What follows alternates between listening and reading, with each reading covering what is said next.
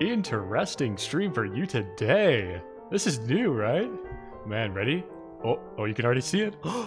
Hand reveal. Boom! No, nothing crazy. Yeah, I'm excited. First just chatting stream, laddies. This is definitely gonna be new. You can probably already guess what the agenda is for today by 1, looking at the title, and 2, looking at the video. I mean, there's... Come on. Like, come on. If you can't deduce what's happening from what you see in front of you, I mean, I can't help you. We're building a keyboard, in case you didn't figure that out. I've never done this before, which I hope is reflected in the title, because it says trying to build a keyboard.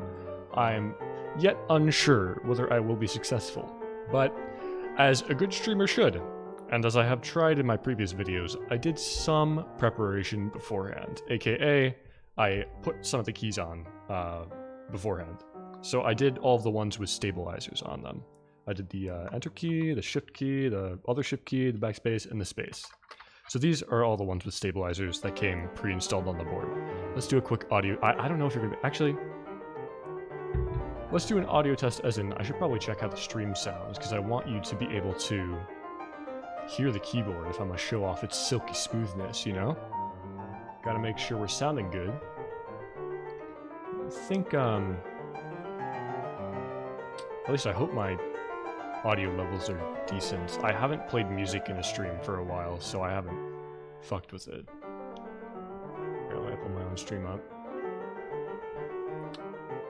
Twitch.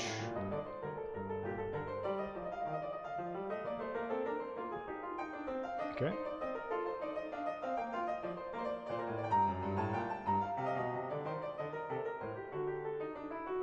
There you go. I already did. I still have, yeah, so the issue is, the reason this is taking a while is usually, okay, hold on, I'll explain in just a second. So the issue is, I gotta mute the music so I can hear, oh my god, my setup is so, it's actually cringe. So the issue is, I gotta mute the music so I can hear, oh my god, my setup is so, it's actually cringe. So the issue is, wait, are you hearing double? The music so I can hear, oh my god, my setup is so, it's actually, oh, we might be hearing double. Wait, are you hearing double? The music so I can hear, oh my god, my setup is so, it's actually, oh, we might be hearing double. Wait, are you hearing double? The music so I can hear, oh my god, my setup is so, it's actually, oh, we might be hearing double. Wait, are you hearing double? The music so I can hear, oh my god, my setup is so, test, test, test. Oh, we might be hearing double. Wait, are you hearing double? The music so I can hear, oh my god, my setup is so, test, test, test. Oh, we might be hearing double. Oh no. That's a shame, but I know why. Wait. No, I don't know why. Why is this? Why is this happening? No, I don't know why. Why is this? Why is this happening? Wait, so now there's... No, I don't know why. Why is this? Why is this happening? No, there is an echo. Why is there an echo? Wait, so now there's... No, I don't. I'm getting scammed. No, there is an echo. Why is there an echo? Wait, so now there's... No, I don't. I'm getting scammed. No, there is an echo. Why is there an echo? Wait, so now there's... No, I don't. I'm getting scammed. No, it's an infinite echo. Why is there an echo? Oh wait, because I have to fucking stream up. I'm a dumbass. I don't think... Okay, that's at least somewhat comforting. I think it was because, yeah, I had to stream up on my damn computer, so of course you're going to hear double audio. What am I saying? Okay. In that case, I'm going to temporarily mute my desktop audio on stream and see if I can no longer hear the double volume. Alright, test, test, test. We sounding good? Let's see.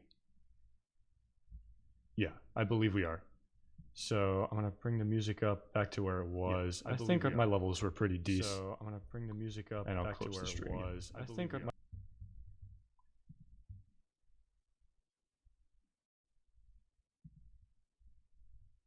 Cool.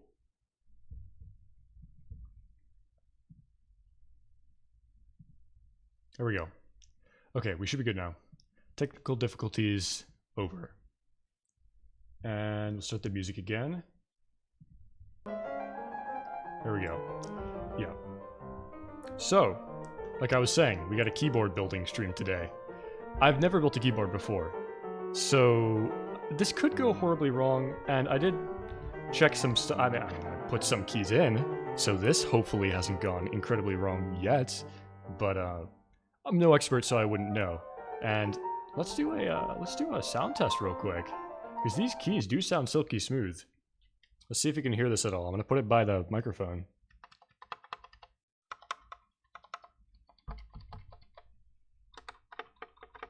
I don't know if you can hear that, but that's the sound of the keys. These are, so the components I'm using are simply ones that I thought looked like they had good reviews online. So I took other people's word for it, is basically what I'm saying. So if they're bad, not my fault, okay? Not my fault. The body, which includes the face mount, or whatever this thing is called, the metal part, the PCB, and, well, the plastic case, the shell, what have you, is the GK61 something something.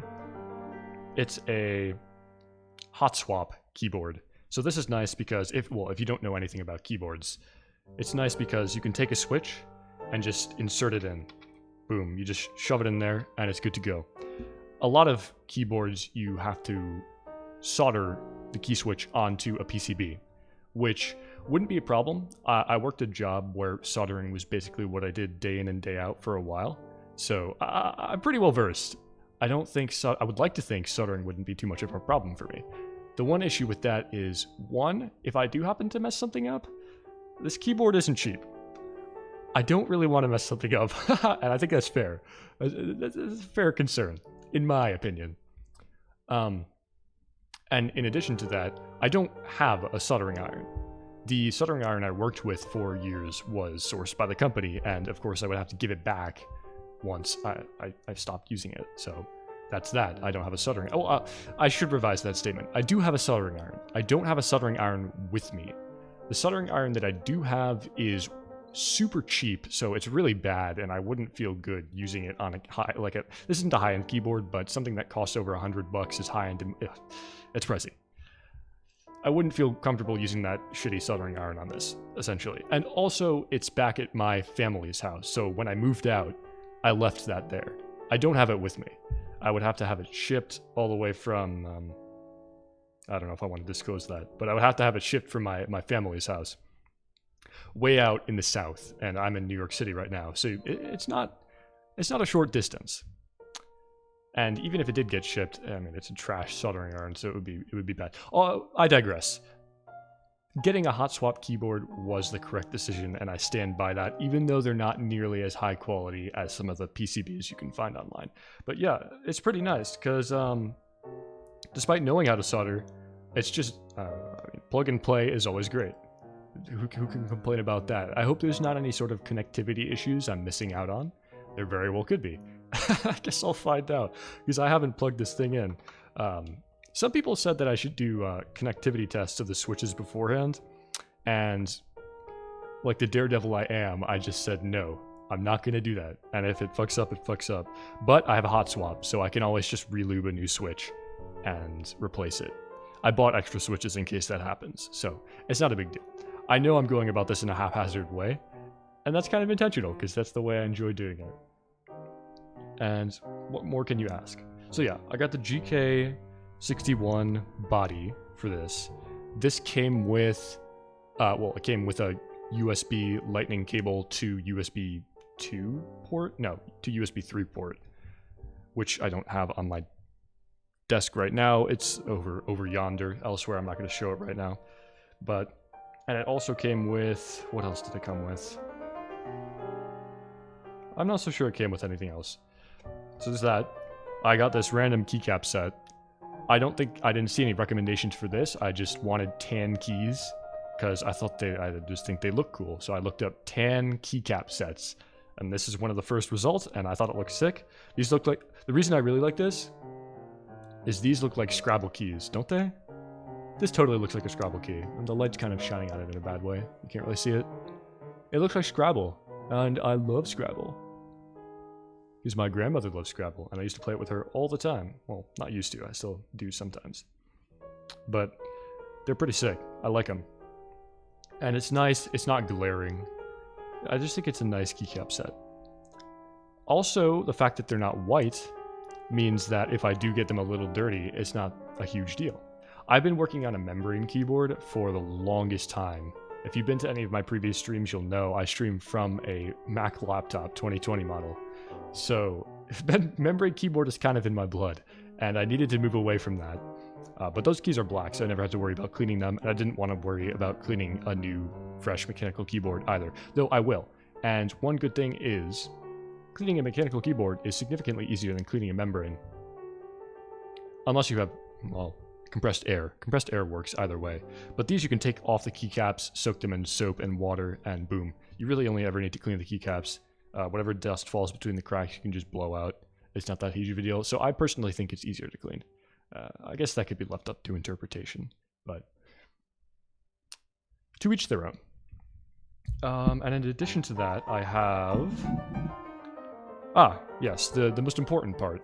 I did sort of skimp on the body. I read online that the GK61, a lot of people said it was good, but then I ran into some sticklers online saying it was low budget and it was poor quality. I don't know if I believe them. It was, I think, it was like 50-something bucks, so it's not, by my metrics, cheap. But maybe in comparison to certain custom keyboard bodies you can get, it's low end. I'm sure you could, this is one of those things where you can go above and beyond in every aspect and buy this $1,000 keyboard with all the bells and whistles you could ever need. It'll last you a decade, no, a century. I don't need that. So... Technically, the body and the keycaps are low ends, but the switches by no means are low end. I got some good switches because I know that's the important part, and I want to treat myself nice, you know? I'm paying for this, so it might as well be good. So I got these. These also tan. That was just a coincidence. These are the Novelty Creams, and I think if anybody watching this is a keyboard enthusiast, you will know what these are. These are pretty notorious. They are linear, so they don't have any sort of... They have resistance, but they don't have a click when you hit it at the bottom, which I wanted because it's more true to the membrane keyboard stuff I used in the past. It's not super clicky, so I wanted the linear, smooth experience. It just would make it easier to type on for me. Also, people say these are better for gaming, and I don't do any intense gaming, but... Between that and the fact that I'm used to a membrane, and I do some minimal gaming, I mean, that's what this channel is for, basically. That's all the other stuff I've done. It's just not FPS. These seem like a good fit, linear creams, and they're pretty high quality. So, they were completely sold out on Amazon. I had to go through some weird third-party website that did shipping through DHL. I think it's a Chinese shipping company. So it was definitely interesting. It took me a bit to figure out how I could get my hands on these, but I guess if you order them from China, specifically, as opposed to through Amazon, you can get your hands on them, because clearly I did. And then finally I have, well, you can already kind of see it, is the lubricant, which is what I'm going to be dealing with today. It is the Krytox 205 G0 Grade 0 lubricant. This has some pretty good reputation online, so I figured, you know what, I'll pick it up. And that was also kind of an ordeal to get, because that was, well, it was really pricey on Amazon, so I ordered it on a third-party website as well, because it was a bit cheaper and I could get it in smaller quantities. This is only like 3 milliliters, which is crazy to me. You really don't need much lubricant at all for any of these switches. It's pretty insane. Yeah. So, without further ado, I think I'm going to get back into... Basically, all I'm going to be doing this stream is lubricating more switches. It's kind of a boring process, so sorry, you don't have to watch. It's going to be more of a chill stream. I know I did a talking intro, but from here on out, it's going to be pretty sparse commentary, and I'm going to just be getting this done, concentrating and listening to some classical music. So, this is what I would like to think is a good sleep stream. But yeah, basically what the process is, I watched some videos. I should figure out who, so I can credit them. Yeah, let me find out real quick.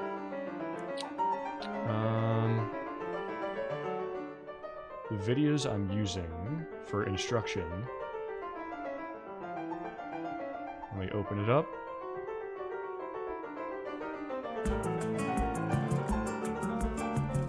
Okay, I don't know how to pronounce his name, unfortunately, but it's Teha Types. So I'm using these videos to give me some guidance as to how I should be lubricating these. Because, as I've said multiple times, I have never built a keyboard before. And I know lubricating is not necessary to build a keyboard. I could really just put all these switches in raw, and it would work fine. But, like I said, I used membrane for a long time, and I want to have that smooth experience, so lubricating them seems, in my mind, like a good solution. So I'll go through what I picked up, and I hope I didn't pick this up wrong, on the first switch, just to show the stream what my methodology is, or what Tehatype's methodology is. And from there, yeah, I'll just continue to lubricate. Switch after switch after switch. I think each one takes me around 4 minutes, and I got a lot. This is what? This is 60 something. I don't know if 61 means 61 switches, but it's like a 60%-ish keyboard. So 1, 2, 3, 4, 5.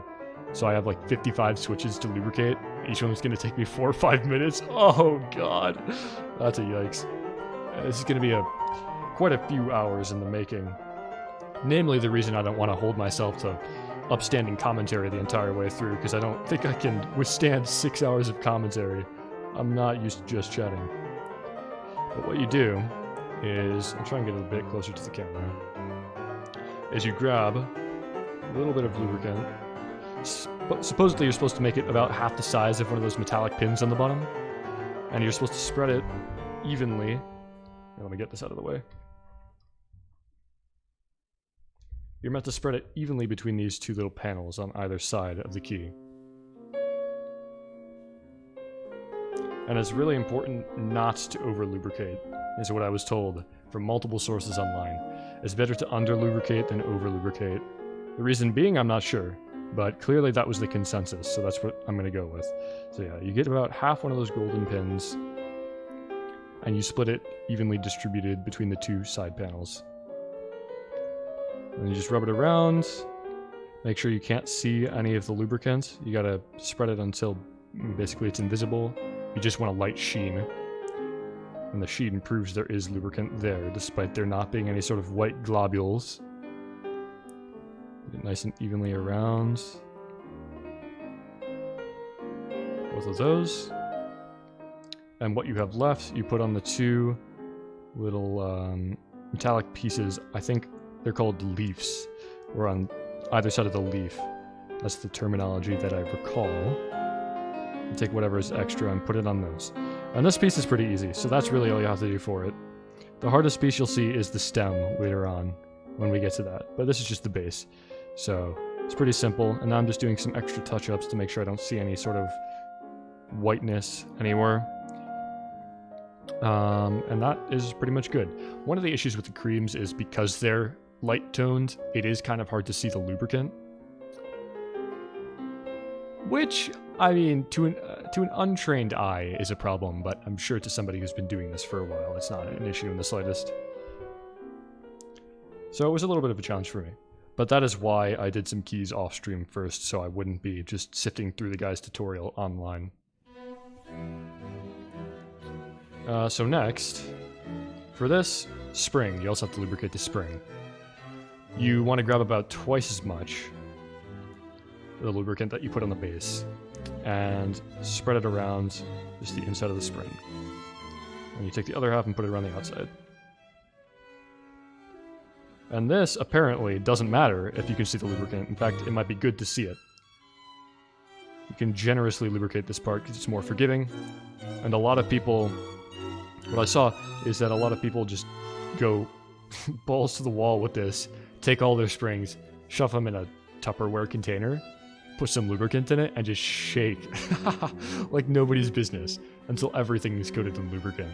So that goes to show you how you don't have to be really exact with this. It's just make sure it's coated and you're good to go, and don't swamp it. But it's good to even see some lubricant on the outside. You just want to make sure it's even, it doesn't even have to be evenly coated, you just want to coat it. That's the important part. Make sure you get the inside, the outside, and the bottom, and you should be good to go, as long as you have no huge globules. But I like to have a white sheen. And then that goes in there. And you do the same to the other side. So you get your little glob, twice the size of one of the, or no, same size as one of the pins on the bottom. Inside first. Outside second. I wish I could hold this closer to the camera. I wish my camera was better quality. But, my setup is actual garbage here. I'll explain what it is in a second. I might even show you. Maybe that would be too embarrassing. Well, you can see a decent amount of it. There's not, I mean, it's not fancy in the slightest. That's why I'm building this keyboard, because my setup is actual garbage. It's so bad. So I need something to offset the horribleness. In the top of the spring. The one thing is, I was a little apprehensive about doing this stream. Not because streaming is daunting in any way. Also, I just want to say, if there is anybody in chat, I don't know, I have it pulled up on Streamlabs OBS, so if you're talking in chat, sorry, it's not showing up. I don't even know if there's anybody watching. It's just that in the past, I've had issues where Streamlabs does not propagate the chat properly. So if that's the case and there is somebody watching and they're typing, sorry about it. I apologize. I hope I'm entertaining them nonetheless. What was I saying? Yeah, I wanted to get a keyboard because my setup is so bad and there needs to be some sort of offset to it. Plus, I have pretty big hands, so the keyboard on my laptop is not great. And just typing in a laptop is just not great in general. It's not ergonomic in the slightest. I've never been one who cares that much about ergonomics, but I'm a tall guy, and to be even slightly eye level with my PC, it's not a PC, it's a Mac, with my Mac, I have to stack it on top of a few textbooks that I use for college work. So you can actually see over there in the frame, there's like a red tinge, that's a textbook. And there's another one on top of it. And on top of that one is my Mac. So that's what I'm dealing with. It's propped up so I can look at it at I mean, it's still nowhere near eye level, but it's closer. So I don't have to crane my neck down just to look at it. The issue with that is I don't have an external keyboard, so I have to like crane my hands, instead of craning my neck, I have to crane my hands upwards to type on the membrane keyboard. Because ideally I would have the keyboard just on the desk right here, where it is now, like right here. That would be perfect, having it there. So this is a solution to that problem. Now I can have it good for my neck and good for my arms / hands. Alright, I think that's over-looping that a little bit. No, I can't really over-loop this ring. So, this is the tough part. I actually ordered another tool for this, but it hasn't shown up yet. And I was too excited to get this process started to wait, because it's not supposed to show up until... It's not supposed to show up until, I think, Wednesday next week. And that was a mishap. I actually ordered this one product twice on accident. Okay, this is kind of a funny story. I haven't really had any need to order anything since I moved out almost 4 months ago. Just because I'm in the heart of New York City, so I can go walk to buy anything that I want. I mean, everything's within blocks of me, so it's not a big deal. And I enjoy walking. It's a good excuse to get out of the house. If I need to go get groceries or get like a piece of hardware, I'll always go to a local store so I can support local places. Also, just whatever is closest to me. I like to walk and go to those places, so that's just kind of what I do. So I've had no reason to order anything on Amazon for the past 4 months, and for that reason, I didn't have my own Amazon account. And the reason this is important to the story is when I was ordering these parts, I first had to set up that account. And it turns out that Amazon has this thing where you can, if you're a college student going to university, you can get free Prime. I think it's like some Sprint deal that lets you get free Prime, Students Prime. I don't know. Maybe you may have heard of it.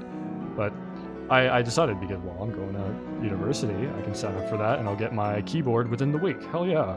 All my parts, boom, to my doorstep. Don't even have to pay shit because it's a 6-month program, from my understanding at least. And then they get you by you forgetting to unsubscribe, and you pay them like $1 million because you have this eternal membership to their Prime service that you don't really want. But yeah, I digress. It's just, usually I wouldn't have reason to order stuff, so the Prime, I wouldn't have Prime otherwise. I guess it's kind of ironic, because I do have a Twitch channel, so why don't I have Prime?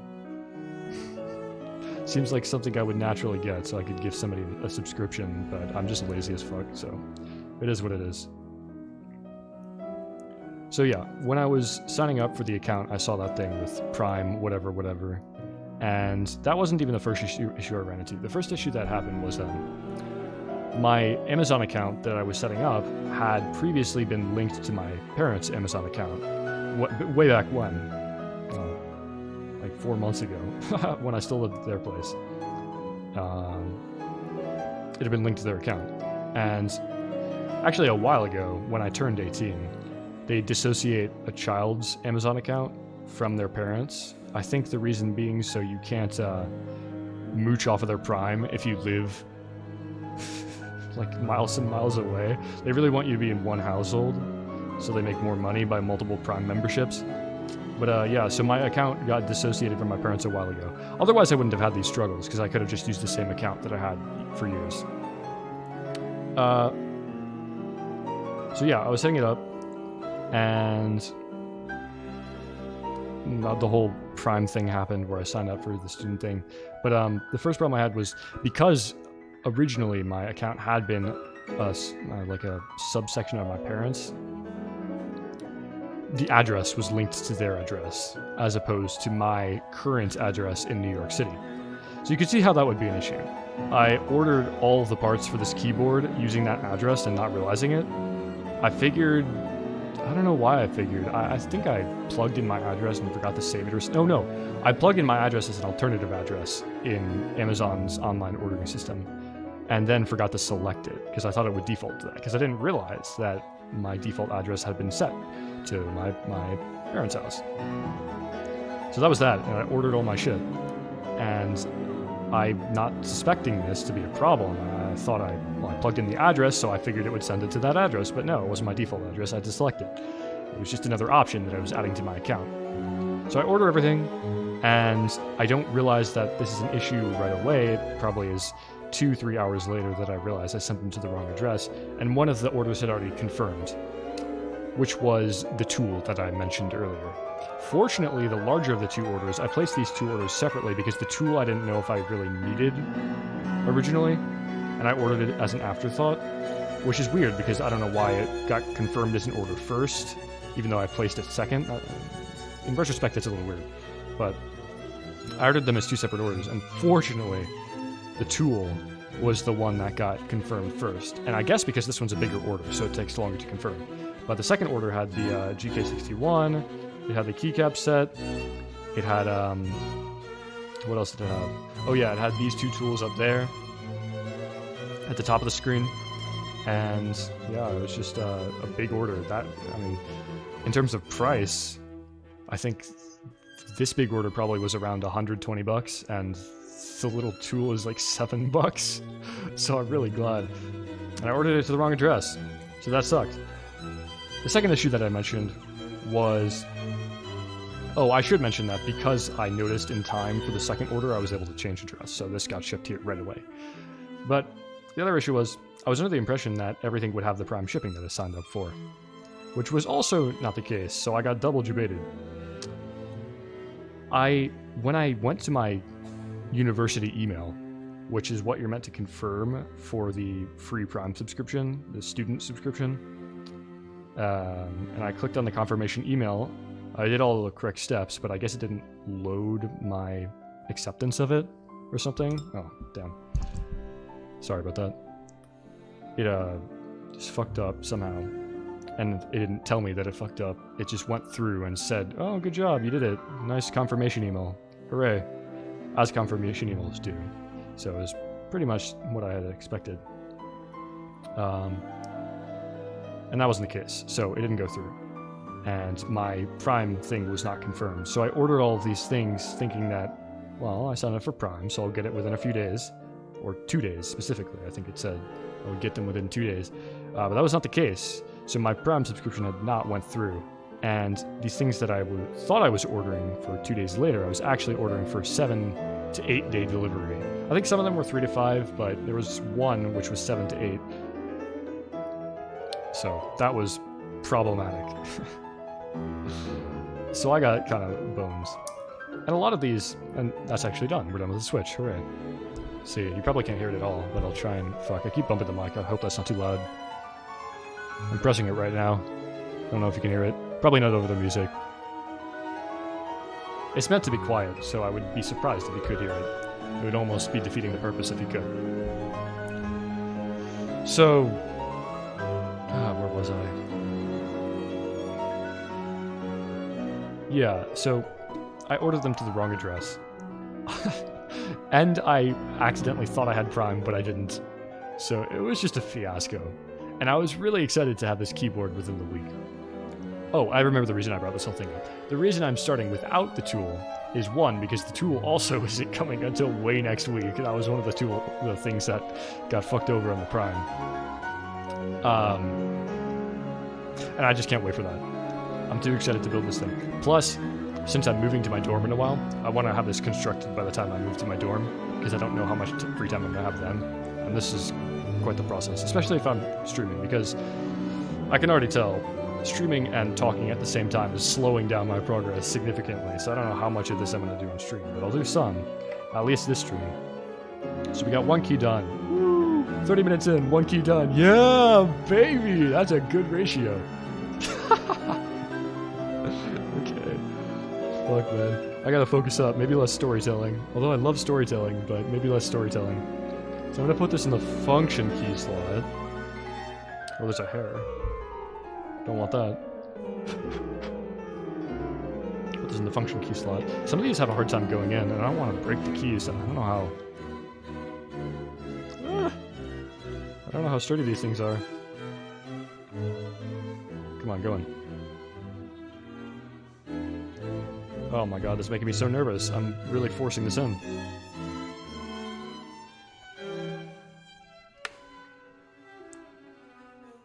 Oh, that doesn't look good. Say it ain't so. Okay. I gotta take this one out. God, actual keyboard builders in chat would be fucking dying right now, because I'm clearly not doing something right. Looks okay. The cap. Oh, I didn't put the cap all the way on. Yeah, that would be an issue. The top of the key. Okay, now this should go in easier. Yeah. Like butter, now that I have it actually properly constructed. God. Alright, so that's the function key. All still seems in order, even though I kind of forced it in. And... hey, look at that. Very nice. Yeah, it feels good. I think I'm pretty consistent on the lubricant so far. I'm not so sure. It's weird how the keys are oriented. I guess I'll just have to see how it feels when I'm fully constructed. If the keycap set doesn't work out, I can get a new one. It's just kind of a sunk cost, unfortunately. But so far, it looks good. I think I'm going to do all of the external ones first. Like the escape, tab, caps lock, control, Windows, Alt, boom, boom, boom, boom. Those are probably going to be my first ordinance. And then I'll move on to the letters and numbers. Maybe numbers first so I can do an outline. It's really not important. I just started with the stabilized keys to begin with. If you don't know keyboarding and you want an explanation of stabilized keys, basically I don't... yeah, maybe I can...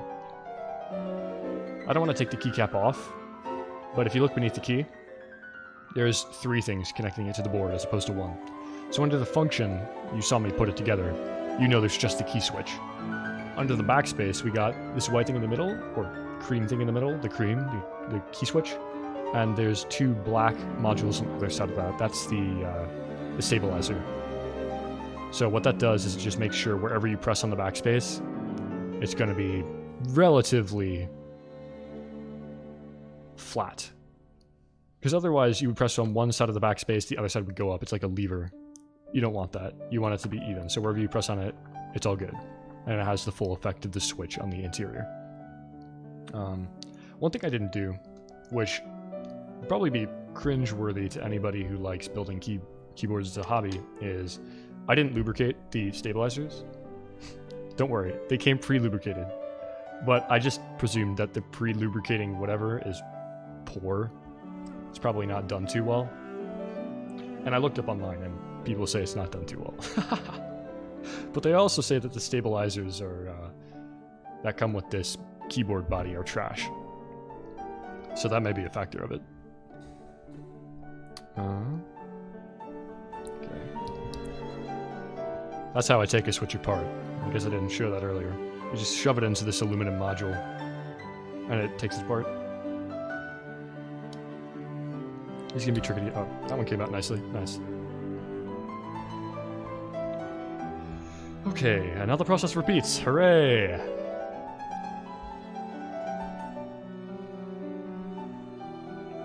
Yeah, people didn't say very nice things about the GK61 online. But I just wanted a hot swap, so it seemed like a good fit for me. Especially since I don't want to be dropping a crazy amount on a keyboard. I'm a beginner. I just wanted to try constructing one because I thought it was cool. And I've been wanting to construct a PC for a while, so this might be a good first step. No, that's a lie.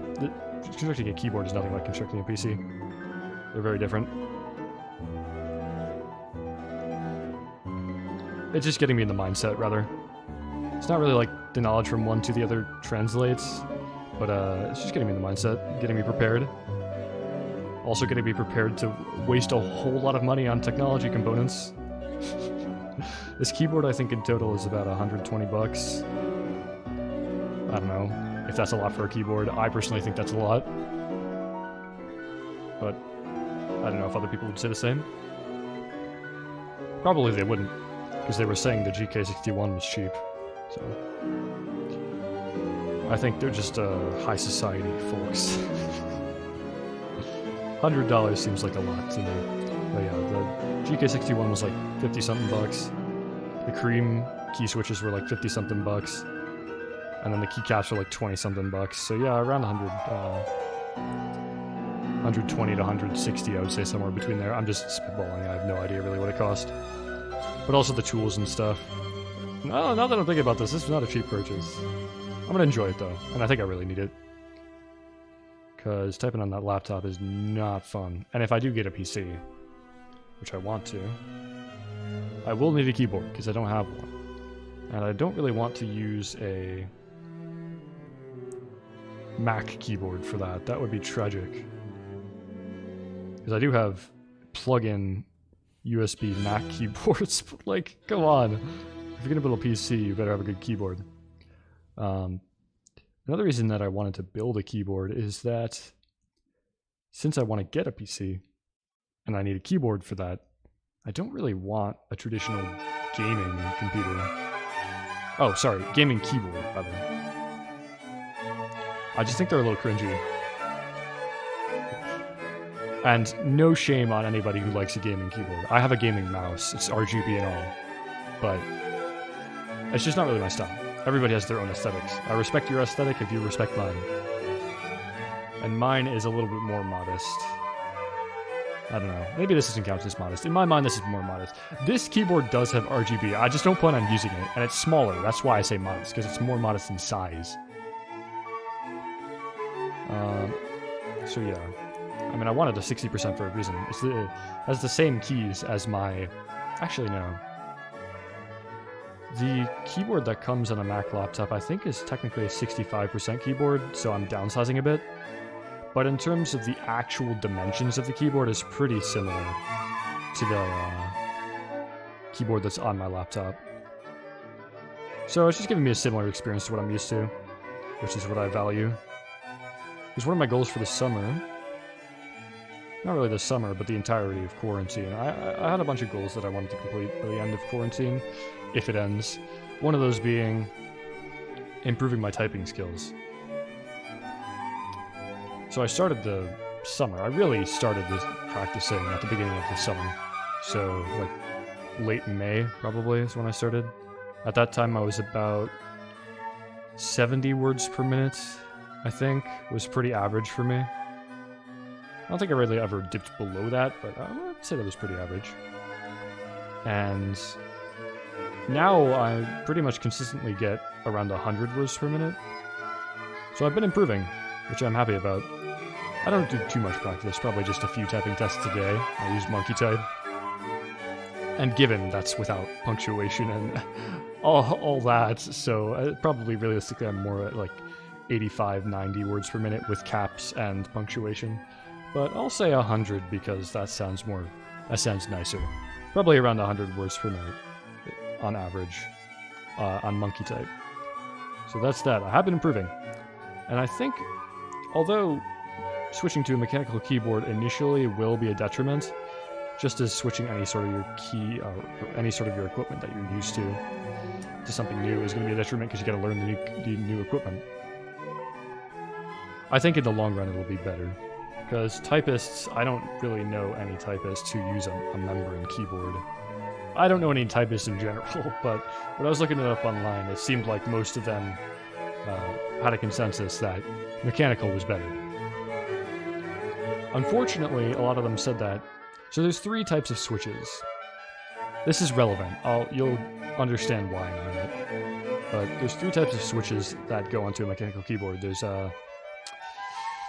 fuck. Is it literally called clicky? I think it's literally called clicky. There's clicky switches, there's tactile switches, and there's linear switches. Apologies if I'm wrong about that, but I know the linear and tactile is right. And it's kind of a gradient in terms of how much click or thonk you get to your keys. You know, on a mechanical, when you press the key all the way down, you'll get a nice click. That's why it's mechanical. That's not the only reason, but that's what a lot of people associate with mechanical keyboard being. And there's these other 2 types, you know, tactile and linear. Linear is more like membrane. There's just a equal pressure all the way down. There's no real click at the bottom. And tactile is like a mix between the 2. So for gaming, a lot of FPS players use linear switches. And for typing, people use tactile. It's the most common from what I've seen. But I didn't want to switch it up too much. I don't know why tactiles would be better for typing. I feel like linear would be better. But maybe it's just affirmation that you successfully hit the key is good when it comes to typists, because you want to know. But for me, I'm used to the linear-esque experience, which I think is the most similar to membrane.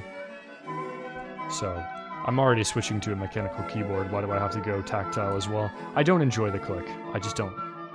I get that might be weird to a lot of people, but I personally, it's just not for me.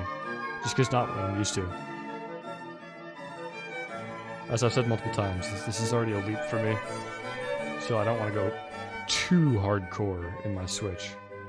And I'm switching up a lot of things. I'm going to hopefully be going from Mac to PC soon, and using a mechanical keyboard is a jump, certainly. So I'm hoping I can get back up to 100 words soon, but I think I'm going to take a hit, probably to probably back to 80 for a while. I'm hoping I can adapt quickly, we'll see. Alright, excuse me, I'm just going to focus up while I finish this stem, because these ones are kind of hard to do. Don't want to mess it up. And I've been taking way too long because of my commentary. I need to be moving faster if I ever want to get this shit done.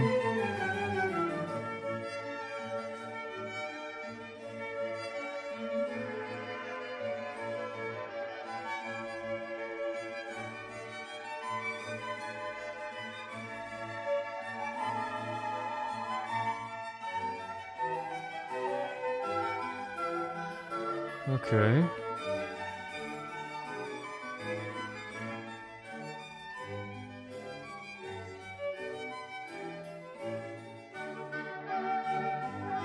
Okay, I think that's pretty good. The tool that I was mentioning was to hold these stems, they're called. So this would have been a lot easier had I had that tool, but unfortunately I just gotta hold it with my fingers because that tool is not coming for a while.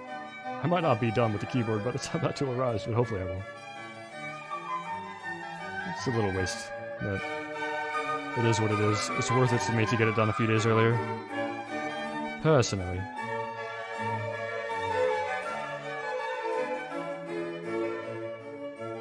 Okay. Looking good. Put that on there. And the cap.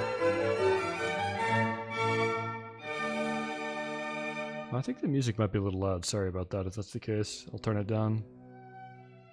Oh. I always put the, I don't know what it's called, the top of the keycap on wrong direction. Oh no, I think we're just in a loud section of the music. I think we're actually okay. Again, oh, I forgot to tell you, my setup is so bad how I'm doing this. I'll go over it once I insert this key. I'm not gonna show you, but I'll give you an explanation. Okay, this one is what we're doing next, I believe. And it would probably be smarter for me to do this down up from the bottom line of the keyboard to the top, because then it wouldn't be such of a struggle getting my fingers in there to push the keycap in. Just looks nice getting in all of these extraneous keys first, though. Nice. Let me give this a listen. Oh yeah, that's nice.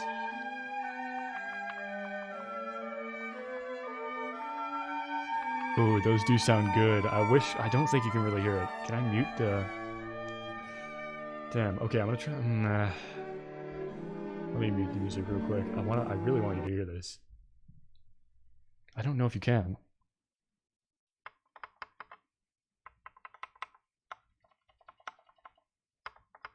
That's the sound of the keys. They very much so lack a click, which was exactly what I was looking for.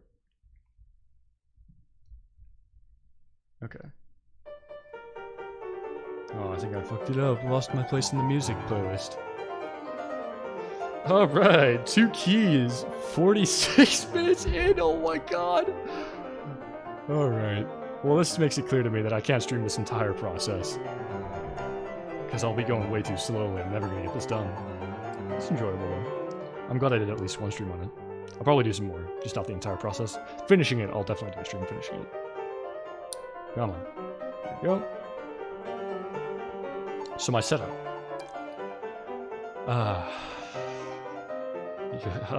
Where do I even start?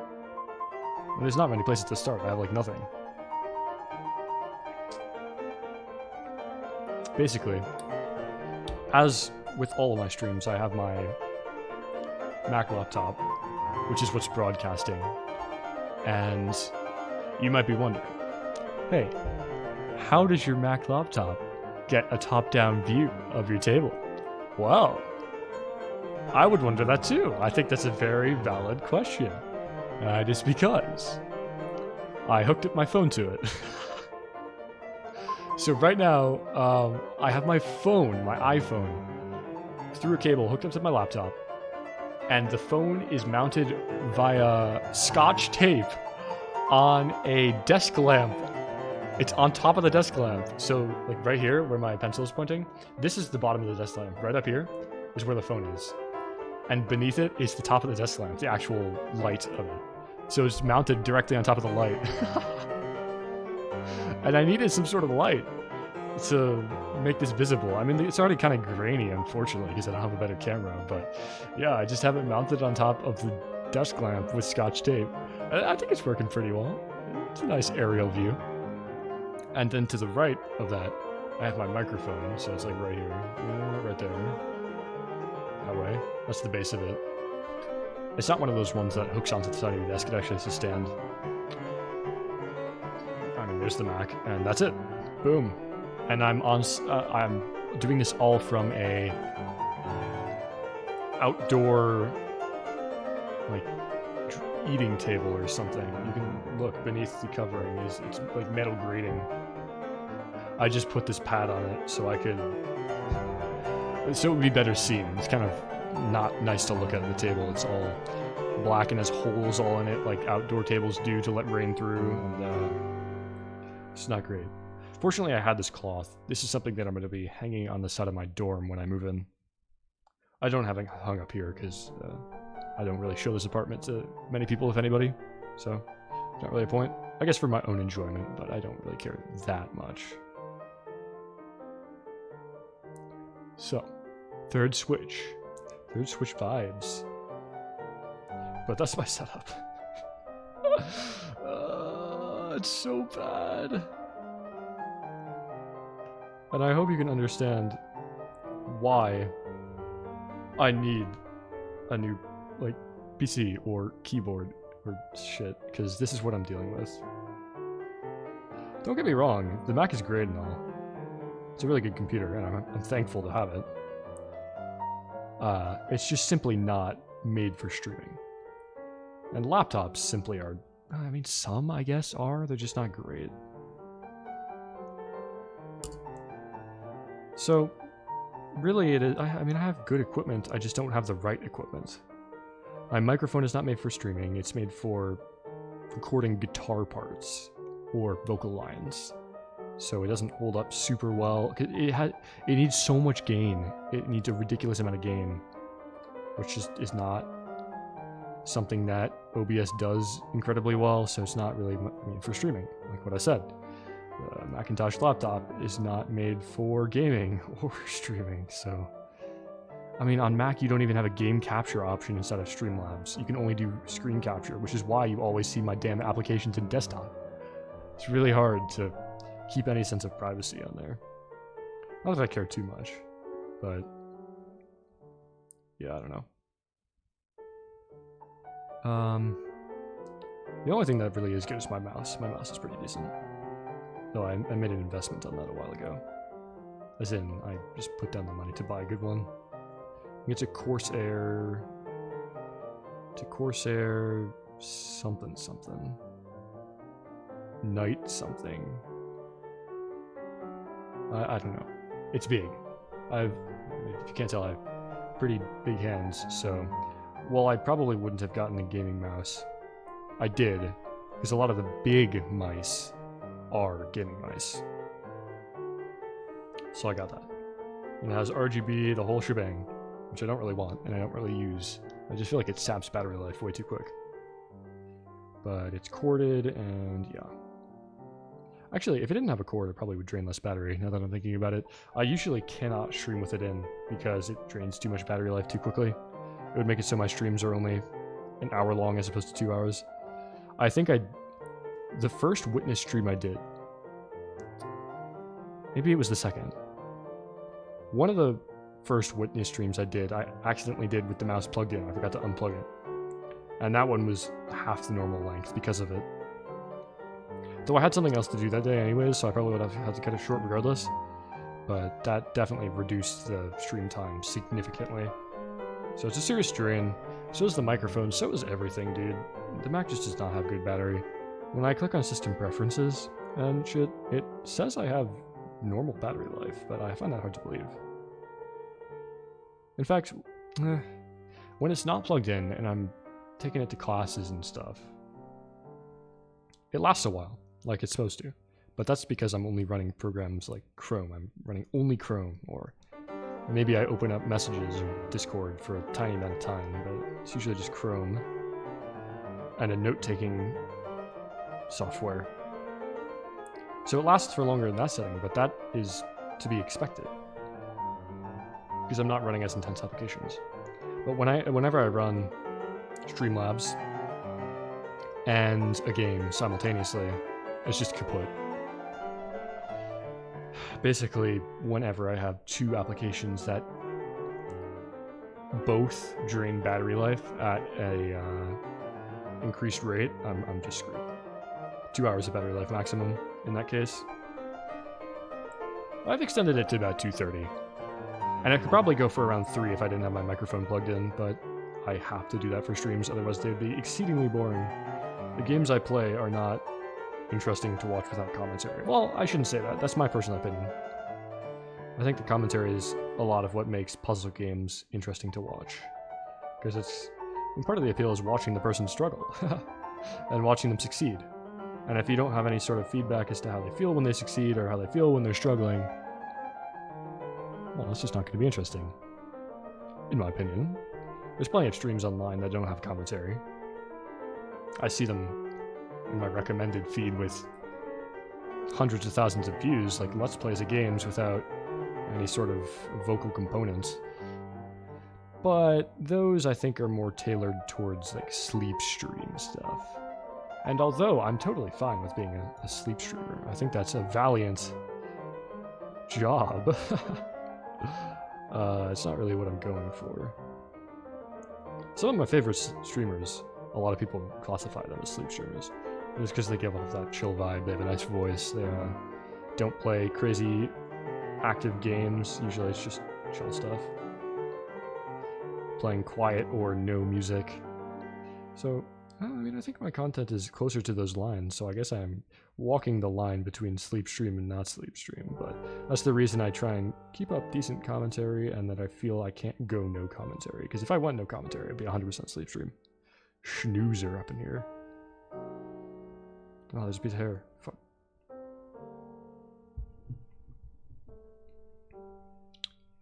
So for that reason, I must keep the mic. Damn, dude. Why is all this hair? Where's it coming from? Sorry, I keep bumping the mic. I hope that's not... I know it makes noise when I do that, but I hope it's not too loud. Where the fuck is that coming from? I hope that's not a bristle of the brush. I just bought these. They're supposed to be pretty high quality brushes. I don't know. Maybe it just was caught onto the stem when it was laying on the... Is that another one? It is, bruh. Where's this fucking hair coming from? Probably doesn't matter too much, but this feels lame, leaving a piece of hair on the Switch when I'm trying to lubricate them so well. There we go. There we go, okay. It's gone. I know you could not see that on camera, there's no way. It's too grainy. That's one thing. I don't really see any, or I don't really have any motivation to buy a better camera though. I'd never expected to do just chatting stream in the first place. The only reason I'm doing one is because of the keyboard, and I thought, well, it's gonna be a boring process, so I might as well stream it. Maybe generate some entertainment from it. But Facecam is alright and all.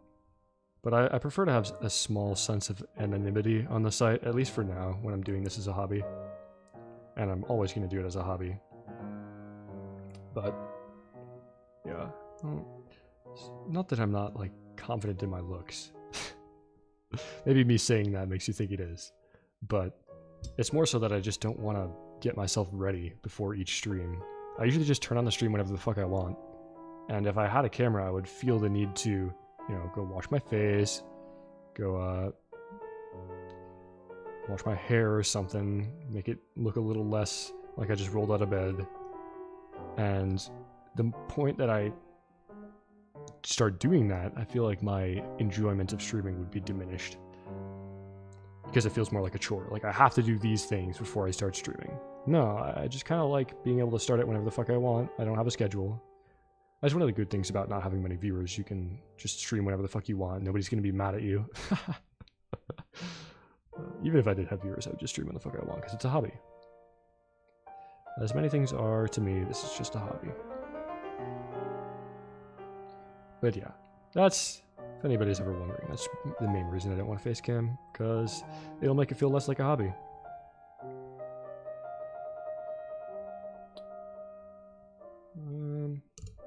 Yeah. Speaking of hobbies, I was very surprised to see how big the community of keyboard building was. So I didn't even know it was a thing until recently. I was just looking up keyboards to buy, and then I saw videos of people building them. And their builds looked really fucking cool. So it inspired me to build my own. But yeah, I was very surprised to see how many videos there were on building custom keyboards, because I didn't even know that was a thing. I guess, like anything else you can build, I mean, you can build anything. I simply did not expect it.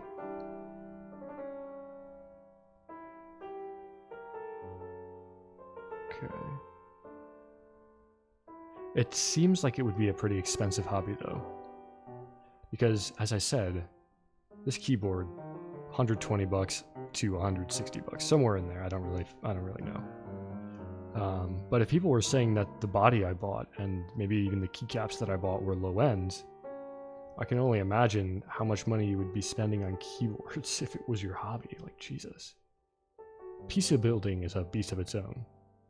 Because a PC, a decent PC, is going to cost around $1,000 plus. You could build a budget PC for 500, but I just don't think it would be that great. especially if you wanted to stream on it. Probably would not be good for streaming. But if one PC is $500 and it's your hobby, then, well, is it really a hobby if you only build 1 or 2 PCs? I don't know about that. It's like saying, I mean, I built a guitar once. That's one of the things that I've delved into. I built a guitar. But I wouldn't call it a hobby despite me really enjoying it and having done it because I only did it once. And because the only reason I did it only once is because it was very, very expensive. So I would imagine PC building is the same. I didn't spend nearly as much as you could spend on a PC on, oh fuck, on my guitar. But the concept surely applies across the board to some extent. Expensive hobbies are rough. Like, I honestly do kind of enjoy this whole thing. Like, lubricating these switches is low effort. I'm just chilling, just talking to myself. Crazy. No, it's enjoyable. It's just me putting my thoughts on the page, except it's not a page, it's the internet. So it's enjoyable, and I feel like I could really get into a hobby like this. It's kind of like PC building, but cheaper. And maybe a little more classy. But it's kind of gate-capped by the price. It's expensive. I don't want to build multiple $100 keyboards, and I don't think you can blame me for that. One of the things that I said when I started this whole streaming thing was that if it ever, I mean, it's, like I said, it's always going to be a hobby. But if I ever do get an audience, and I ever do get some sort of monetary gain from this hobby, which sometimes hobbies bloom into that. I don't expect that. I don't even particularly want that. But it would be foolish of me to deny that being a possibility. I put the control key in the wrong spot. Jesus Christ, I'm so stupid. What I said was... Hold on, let me get this out first. I'll continue my thought. There we go. And my special keycap remover also removes the key switches too with these tines. It's pretty cool. Yeah, so what I was saying was,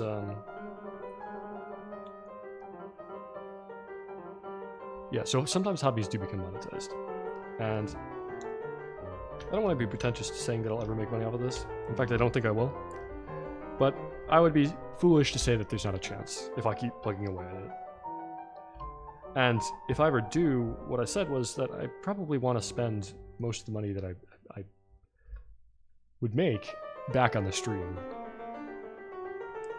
Because if people are, I mean, if they're paying a streamer, they're paying for an experience. And because I wouldn't be doing it as a job, I would have outside income. I don't need to worry about paying my bills. I would have another source for that. So I'd probably just spend all of it back to the channel. And with that, maybe I could do some sort of keyboard building hobby, so I could build more keyboards on stream. Boom, boom, boom. All goes back into the content machine. That's my kind of thoughts on the process. I haven't done too much thinking about it. Again, I just kind of do whatever the fuck I want, and I'm gonna continue to do whatever the fuck I want. And if people enjoy that, sick. Make some friends along the way. Hell yeah.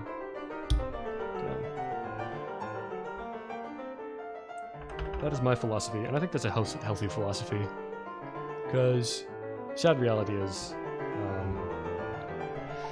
you're very unlikely to make it as a successful streamer. And me personally, I don't even want to be a successful streamer. I think that would be very stressful. It's just not. No. I always want to have a smaller audience. If I get a bigger audience, it is what it is. I'm not going to say no to it. But it's not my goal. And that's fortunate, because betting on succeeding in streaming is a lot like betting on succeeding in the music industry. It's just not likely. Very, very unlikely. People do it. But how many names do you actually know on Twitch? I can guarantee you it's less than 20. And how many streamers do you think are on Twitch? Well, I can guarantee you it's more than 20. I can guarantee you it's a lot more than 20. In fact, it's probably to the power of 1,000 or 10. I don't really know. Probably 1,000. 20,000 streamers? No, it's probably more than that. If I had to guess, probably on a day-to-day basis, they probably see... maybe that's right, like 20,000 individual streamers tune in each day. No, that's probably a way overestimate. I really have no idea. I really do have no clue. But it doesn't detract from my point. My point is that you're very unlikely to make it. So it's unhealthy to start streaming as anything other than a hobby. And I have friends who they really want to become streamers professionally. They're the ones who inspired me to start. Although I'm doing it as a hobby, so it's kind of a different motive in mind, but they seem to be having fun with it, so I thought I might as well.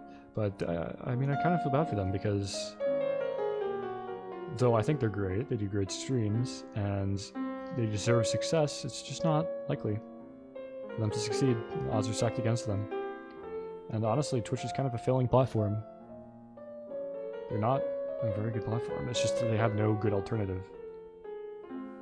Or no reputable... There's plenty of good alternatives. They just don't have a reputable alternative. Nobody who is as much of a brand or a household name. I wouldn't call Twitch a household name, but in the sense... In the gaming world, it certainly is. So yeah. I mentioned I might do some streams with them in the future. I probably will. Hopefully. Some of them have been mentioning they want to do I think it's called Scribble stream, so I might hop in and join them for that. That could be fun. It's another thing. Well, we're jumping into a whole lot of new worlds. First, we're doing a just chatting stream with a cam. I never thought I would have a cam. And then potentially a squad stream or a fucking collab, bro. Ain't that sick? They're much more established than I am, though. Because I think they do it hoping that they'll make it.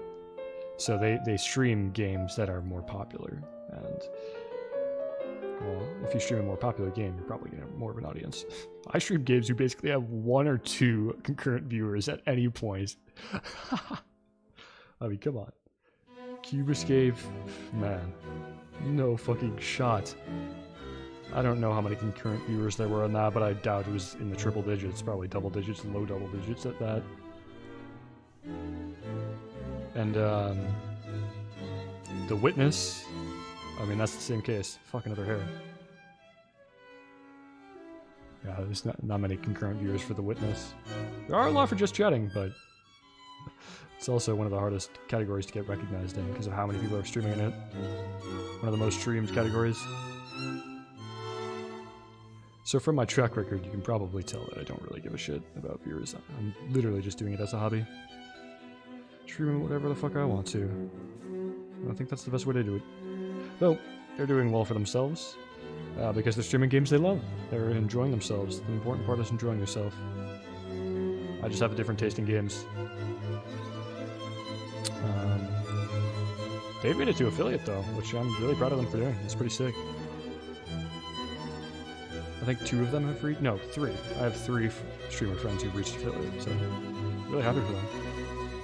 Because they're more into the actual streaming side of things than I am. I'm just more into the existing. I just exist on Twitch. I don't know how much of a stream it really is.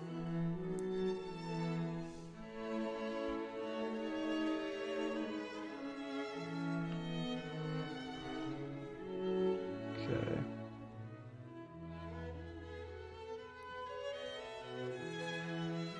How many keys have we got done? 3? Oh my god. It's been an hour. These are supposed to take me 5 minutes each. This isn't really working very well, is it? I'm enjoying it though. Listening to classical music while doing some keys. Seems like a very fitting thing to listen to. It's calming, it's nice. Usually I often... not always just before streams, but before I do anything that might even be remotely stressful, I like to meditate. Just for a 5-minute period, maybe even less. Just do a quick online YouTube thing.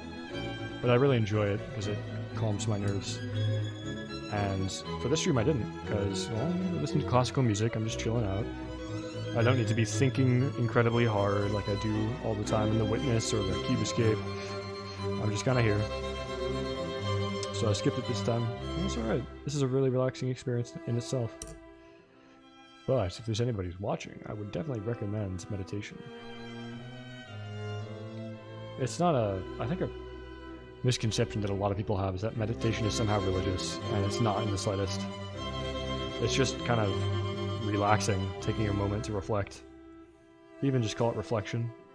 It's kind of synonymous with meditation. But it's super nice. Whenever I do it before a stream, I think I have a significantly better stream in terms of commentary. I'm a whole lot more alert. For me, it works a lot like caffeine. It boosts me up. Resets your thinking process, maybe, is a better way of describing it. Like a restart.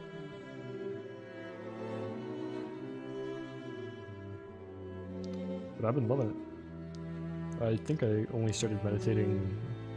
I meditated for a while, about a year ago, when I was doing online school, because that was rough. I'm still doing online school, but a year ago is when I started the whole meditation thing. I did it very infrequently, but these days I'm doing it more frequently, probably once every other day for 5 minutes. It's not that much, but I don't think it has to be much. I really only do it before things where I need to be particularly alert. Like, I meditated before my final that I took recently online. I took a summer course, so there was a final I had to take online. So I meditated before that, and I will sometimes meditate before streams so I can get better commentary to any viewers that might drop by. Yeah, that's about it. Those things are not... well, the final was stressful, but streaming isn't innately stressful, because I enjoy it. It's just, when I need to have higher mental function, it's dual purpose, so I can meditate when either I need to relieve some stress or when I need to be functioning at a higher level. So for the final, it was kind of like a double duty. I was stressed and I needed to function at my maximum capacity. For streaming, it's mostly just I want to be aware, and especially because I'm doing puzzle games, mainly.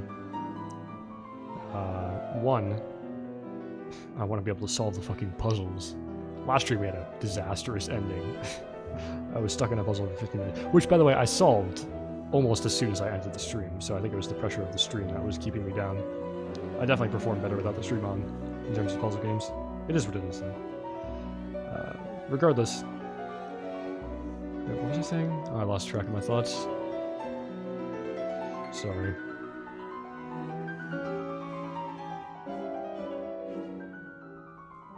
Oh. So one, it's good because I'm playing mainly puzzle games and it helps me solve the puzzles at a better level, or a quicker pace. And two, because puzzle games don't really give you great... I mean, they give good content, but you really, as I mentioned earlier in this stream, you really need to be active about commentating over them for it to be interesting. So I feel that I need to be really on my A game and be, well, talking to stay engaging. Maybe that's crazy, because I don't really get any viewers whatsoever. So who am I trying to impress? I'm not even really impressed, but I just take pride in my work.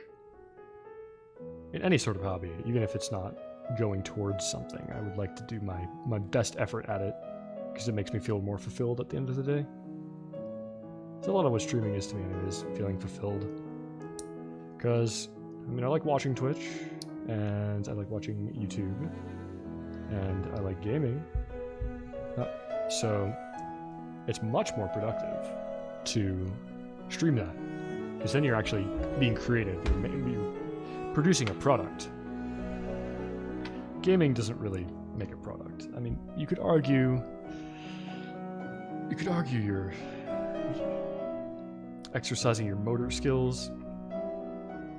I wouldn't disagree with you. I would just say that streaming, in addition to that, is inarguably more productive. Because you're practicing your communication, because you're talking. Some streamers don't talk, but majority do. So we'll use the majority case. So yeah, you're talking, so you're increasing your communication skills. and your conversational skills.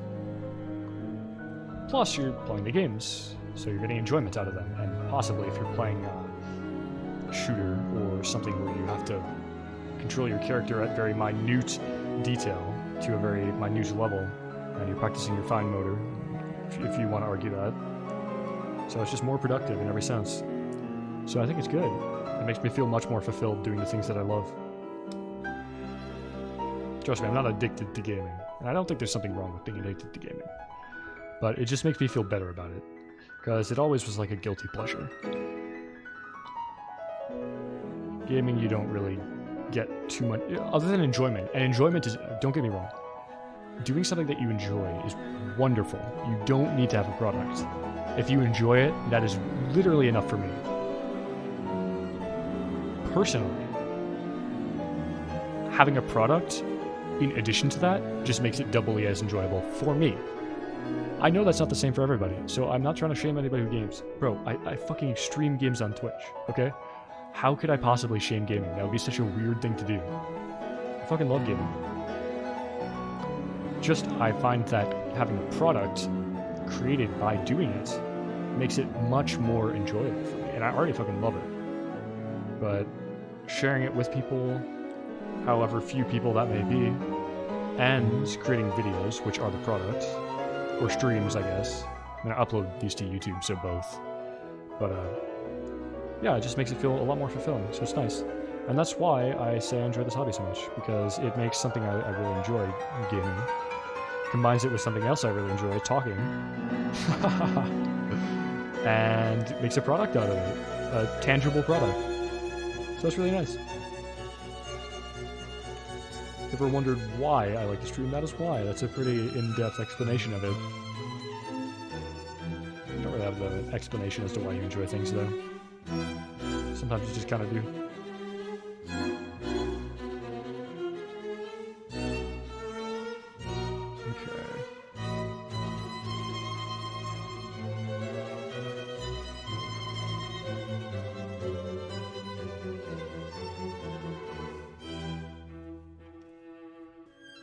Go. I wonder if this music has been repeating. I think it may have been. Apologies if that's the case. I downloaded, so I'm using a royalty-free website called Muse Open for this classical music, and I made an account today so I could download that shit and play it on my Apple Music thing on my desktop, or my laptop. And they limit you to downloading 5 songs a day. So, I downloaded 5 songs. And I think the extent of that, it's 20 minutes, 20 minutes, 20. Yeah, they're each like 20 minutes long, except for one, which I thought was 20 minutes, but was actually 2 minutes, so I missed a 0 in there. So I downloaded like an hour and 30 minutes of content. Oh, I guess we're closing up. We're closing in on the end of the playlist, so we'll start repeating soon. Copyright on classical music is a weird thing. So how it works, this is not going to be very interesting. I find it kind of interesting, but other people might not.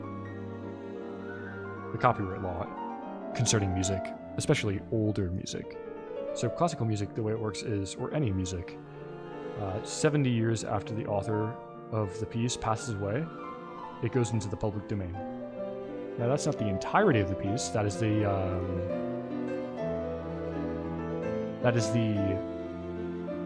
sheet music. That's not the correct term. It's the music, but not the performance. There you go. The music, but not the performance, goes into public domain. So I could play Beethoven's something something symphony and post it on YouTube, and I shouldn't have any problems because I played it myself. I have the rights to it. And then nobody can re-upload that because I played it. I own the performance. I have copyright over the performance. But everybody shows copyright over the actual music itself. So somebody else can come in and play the exact same piece, but they play it. And they have rights over that. They don't have rights over the piece, the music, but they have rights over their performance. So nobody can repost that. So I almost made the mistake of, because I thought, oh, well, copyright expires 70 years after the musician passes away, I can just play whatever the fuck I want. I can grab any classical music I see online and boom, boom, boom. Shove it in the video, but that is clearly not the case, and I'm glad I checked first. So I'm using a royalty-free music service, as I said, MuseOpen, to download classical music that I can play. They provide plenty of stuff that's under public domain. I bet you a bunch of people fall for that though, because that's not really evident. The distinction between the music and the performance is nothing that I've ever come across before.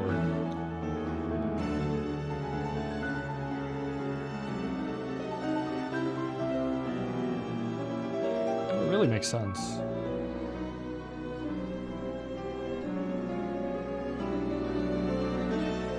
I'm gonna focus up for this stem, so I apologize while there's kind of a lapse in the commentary. I just want to get this done. Sounds like Fight of the Bumblebee.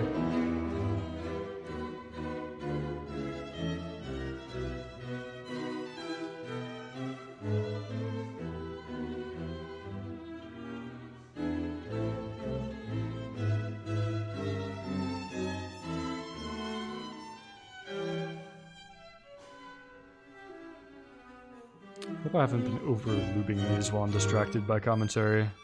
That would be a shame. They feel pretty good when I press on them.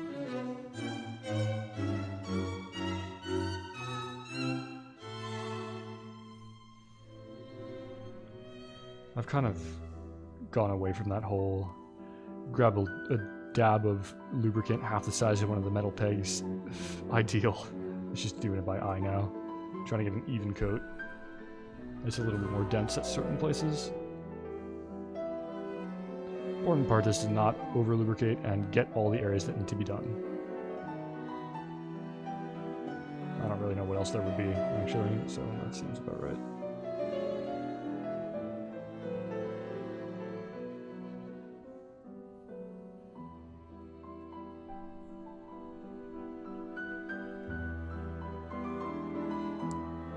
The other thing is, if I do over-lubricate too much, I might run out of lubricant. That would be problematic, because this shit takes a while to ship. It's from, oh no, the switches were from China. The lubricant was from a third-party service. I could probably get it quickly if I needed to.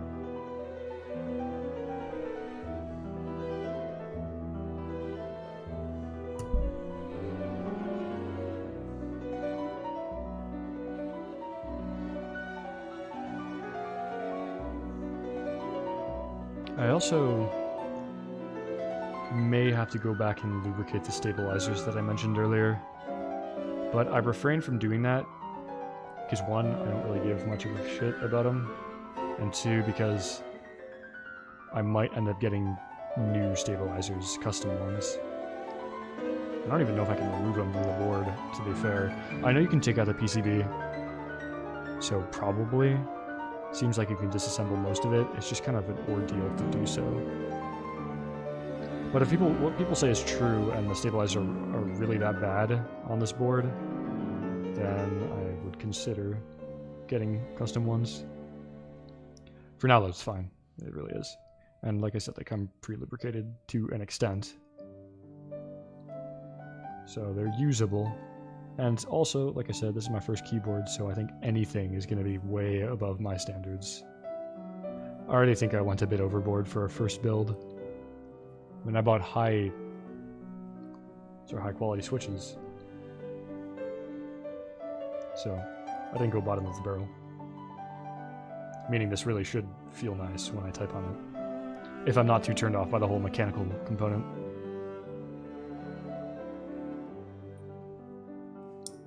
Boom. Look at that.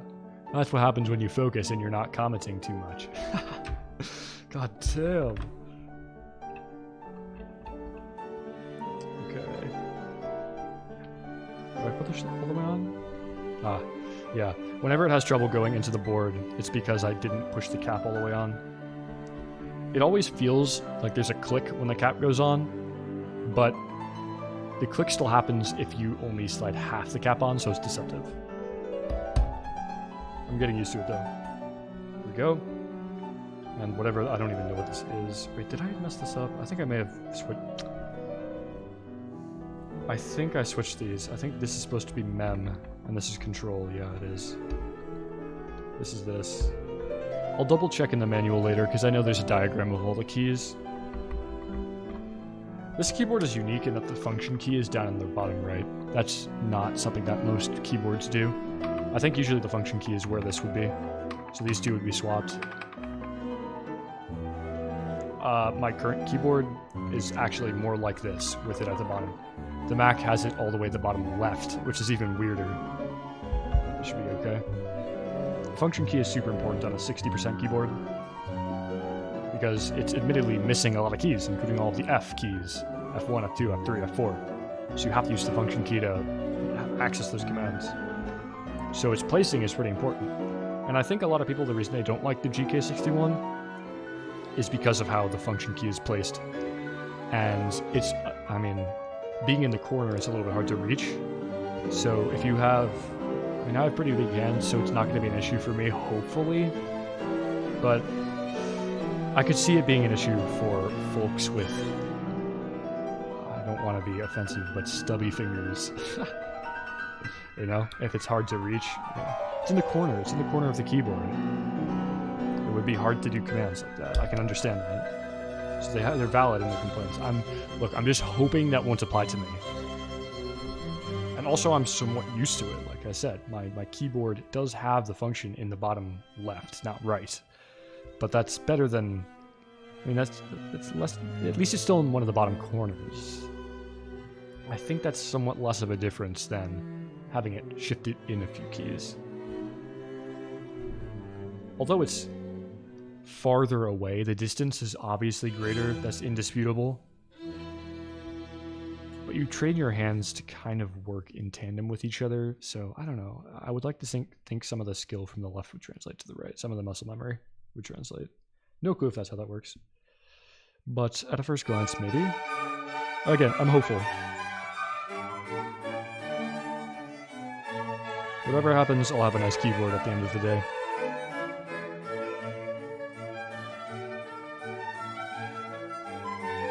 Wait, the funny part is,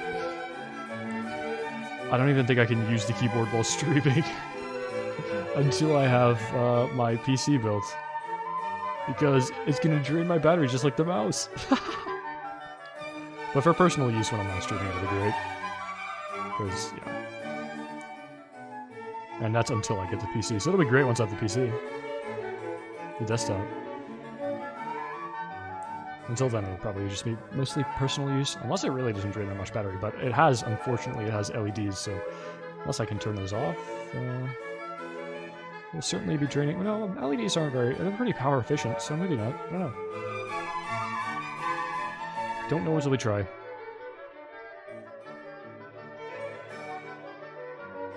I think the stream might be coming to a close soon, though.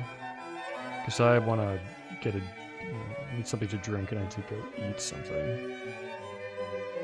So I might call it after this key. I think I will. I might do another stream tonight. I don't think it will be a keyboard building stream. Maybe a witness stream. Do some good old gaming. Sounds good to me. No promises though, I might not.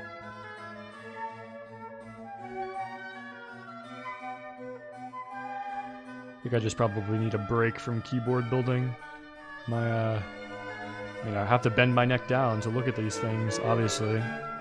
So, neck's hurting a bit. I could use from some better posture, which I can't attain doing keyboard building because just my table isn't high enough. There might be some gaming to loosen up the back muscles, you know? Give myself a break. Probably do some of this off stream too, like I've said. Because the commentary significantly slows me down. That has been absolutely evident in today's stream. And today's stream has been enjoyable. I think it was a pretty nice first just chatting stream. I think I did pretty well. But if I want to get this thing done in a decent time frame, it's just not realistic for me to do it all on stream. Unless I really submit to the whole no commentary thing. But I don't know. It just feels weird not to. I mean, I have a mic, so why wouldn't I speak over it. It's just counterintuitive.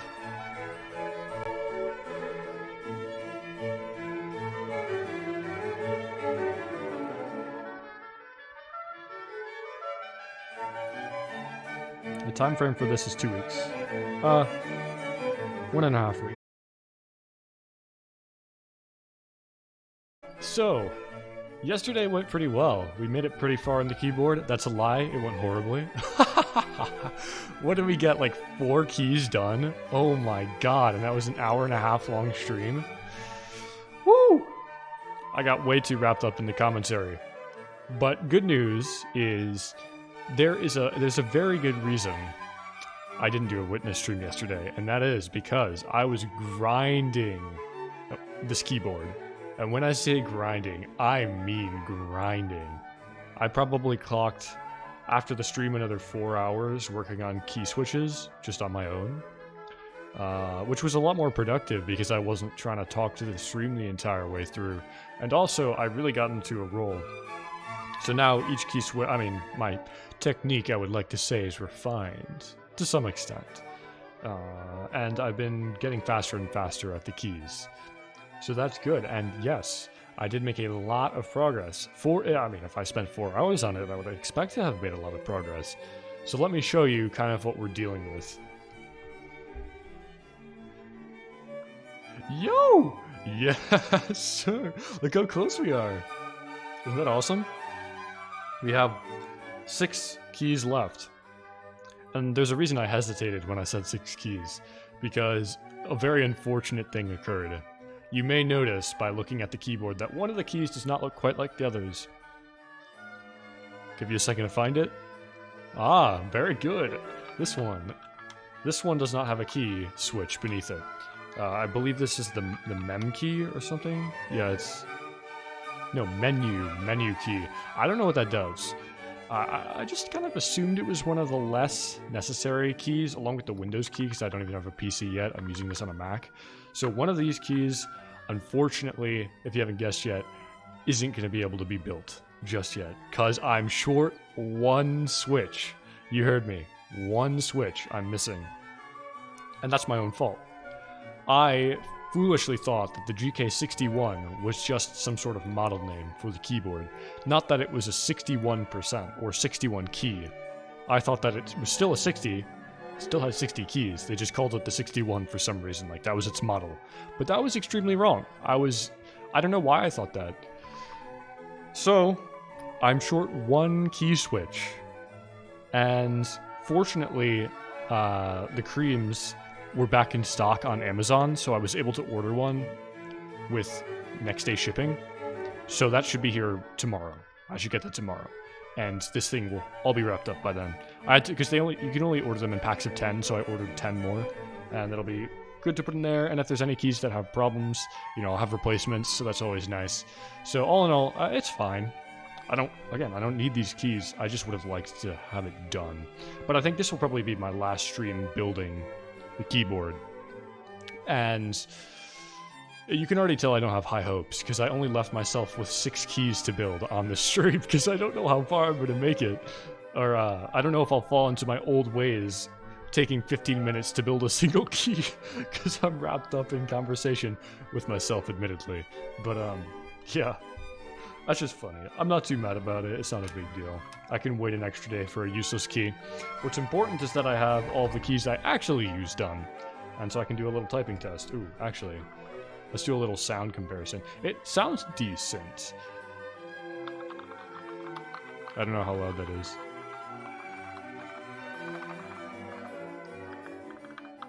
Again, the stabilizers are really trash, so I would expect all of the keys with stabilizers to sound bad.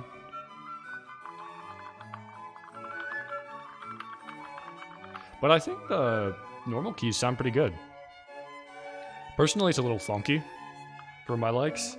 I think a lot of that is the keycap choice, though, and that the body isn't incredibly expensive.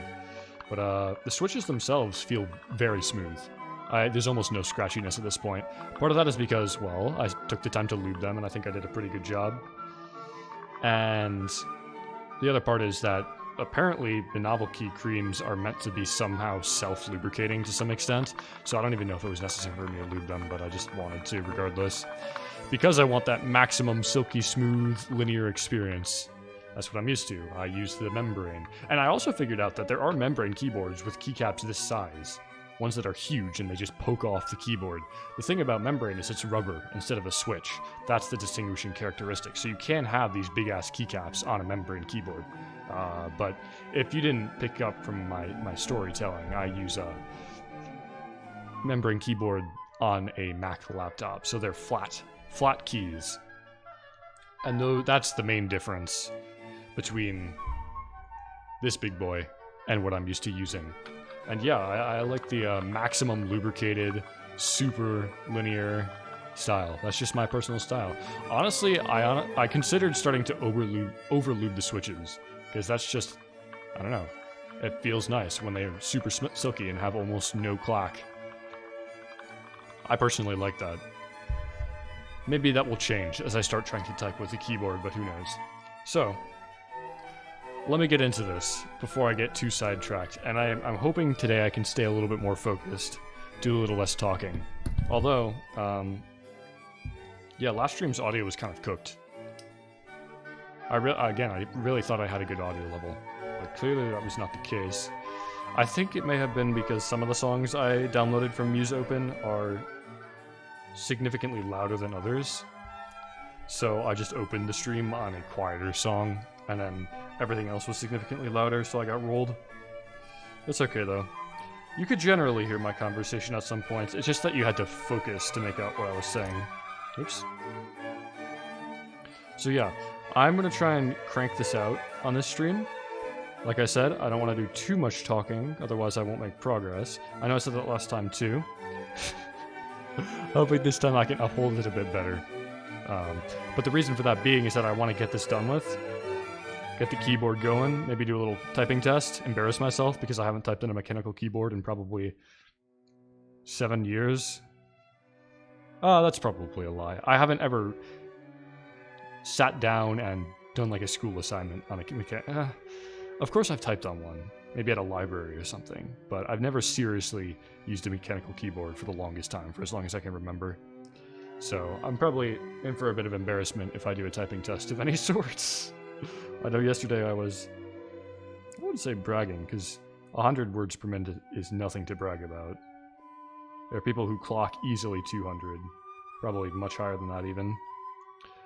But for me, 100 is a pretty decent personal goal. And I was thinking that originally maybe I would drop down to 80 or 90 words per minute when using this thing, but now I'm starting to think, probably going to be a bit more than that. In fact, I'll probably drop down to like 60. Because I was typing a little bit with the reduced amount of keys I have on it right now, just because I wanted to test out the feel of the keys. And it's tough. It definitely feels a lot different than what I'm used to. And part of that is because the keyboard that I used to use is so flat. So you don't have to lift your fingers at all when switching between keys. You can just glide across. And that is what I've accustomed to. It's not the whole mechanical, it requires a little bit more force, etc., etc. That's whatever. I can apply a little bit more force if I have to. I mean, I can slam the keys on my laptop keyboard. It's not that. It's simply the fact that I have to adjust the way I move my fingers across the board. I have to lift them, which is new. Because previously, I mean, you could just... It's like a sheet of paper. All the keys are super level. So from one key, if you press this one, you can just slide it and press the next one. You don't have to lift it at all. So that's what's getting me on this keyboard. When I was trying to type some stuff, I would always... My finger would like... If this lubricant is the key, it would bump up against it and accidentally press it as I go to the next one. So... That might be a small issue, but again, I was expecting it to be a tough transition, so it's good, it's whatever. I think at the end of the day, it's the smart decision to move to a mechanical keyboard. And I looked up online also. I found this crazy. I suppose I probably shouldn't find this crazy because it's Apple, and of course Apple's going to overcharge for literally everything under the sun. But I was curious to see how expensive this keyboard was in comparison to other name brands and stuff you could buy online. So I looked up, okay, what would an Apple keyboard cost me these days if I were just to buy one? Not that I want to, but I was just curious. And that shit goes for $180, an Apple keyboard, right? This is like 130. So for a custom built, not fancy, but decent, really good mechanical keyboard, you're spending 2/3 of what it costs to get an Apple. Nice! That helps me justify my spending in a way. Because I'm not so sure I would have gotten a mechanical keyboard. Like, it was either build my own mechanical keyboard, buy a super fancy mechanical keyboard, or buy an Apple keyboard, because I have an Apple laptop, so... And in the past, all I've used is Apple keyboards. External ones, in addition to the one on my laptop directly. So, 2 of the 3, I mean, I chose the cheapest option. And I think it's also just the best. Ignoring the prices, I think it's the best option in general, because I get, well, exactly what I want. The color scheme of keys, the size of the board, and the switches. So I'm pretty happy with it. For a while there, I was a little concerned that I was dropping $120 on a keyboard and an additional $40 in equipment and lubricant. But now it seems like it was a decent investment, especially because this thing will hopefully last me for who knows how many years. I don't know what the average lifespan of a keyboard is, to be clear with you. But I would assume it's longer than a computer. They're easier to clean, and I mean, it's somewhat modular, so I guess like a PC, you can update it if you need to. I don't think keyboard technology particularly evolves that fast. People... Well, it's the whole thing. I'm so used to my laptop keyboard that changing to a mechanical keyboard is tough. And I would assume a lot of people have that same mentality, so they don't really want keyboards to change because their muscle memory would get all fucked up. It would seem a little bit counterintuitive. Though, we're progressing everywhere rapidly in technology, so there's gotta be changes. I just don't ever foresee myself upgrading this keyboard. I could see myself building another keyboard. Or, actually, no, I could see myself upgrading this, because I got the hot swap. So that's kind of what that's made for, actually. It's kind of made to upgrade. Or at least try different switches. I was doing some looking online, and it turns out that the creams have a reputation of being overrated. So maybe I didn't pick the best switch out there, but I've seen the creams elsewhere, so... And they certainly have a high reputation, even if it is a little bit overrated, so I think it is decent. My decision-making process was mostly just looking on Reddit or some YouTube videos, just ranking different types of key switches. As a beginner, that's really all you can do. And I may have been duped, but I'm pretty happy with the product. It also is more fulfilling to do it yourself, I'll say that much.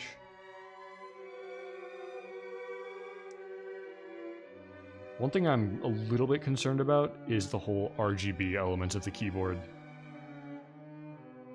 I'm really hoping it's not too glaring, and I'm hoping I can turn it off. I wonder what kind of software the GK61 comes with. I didn't even look into that, if it comes with any.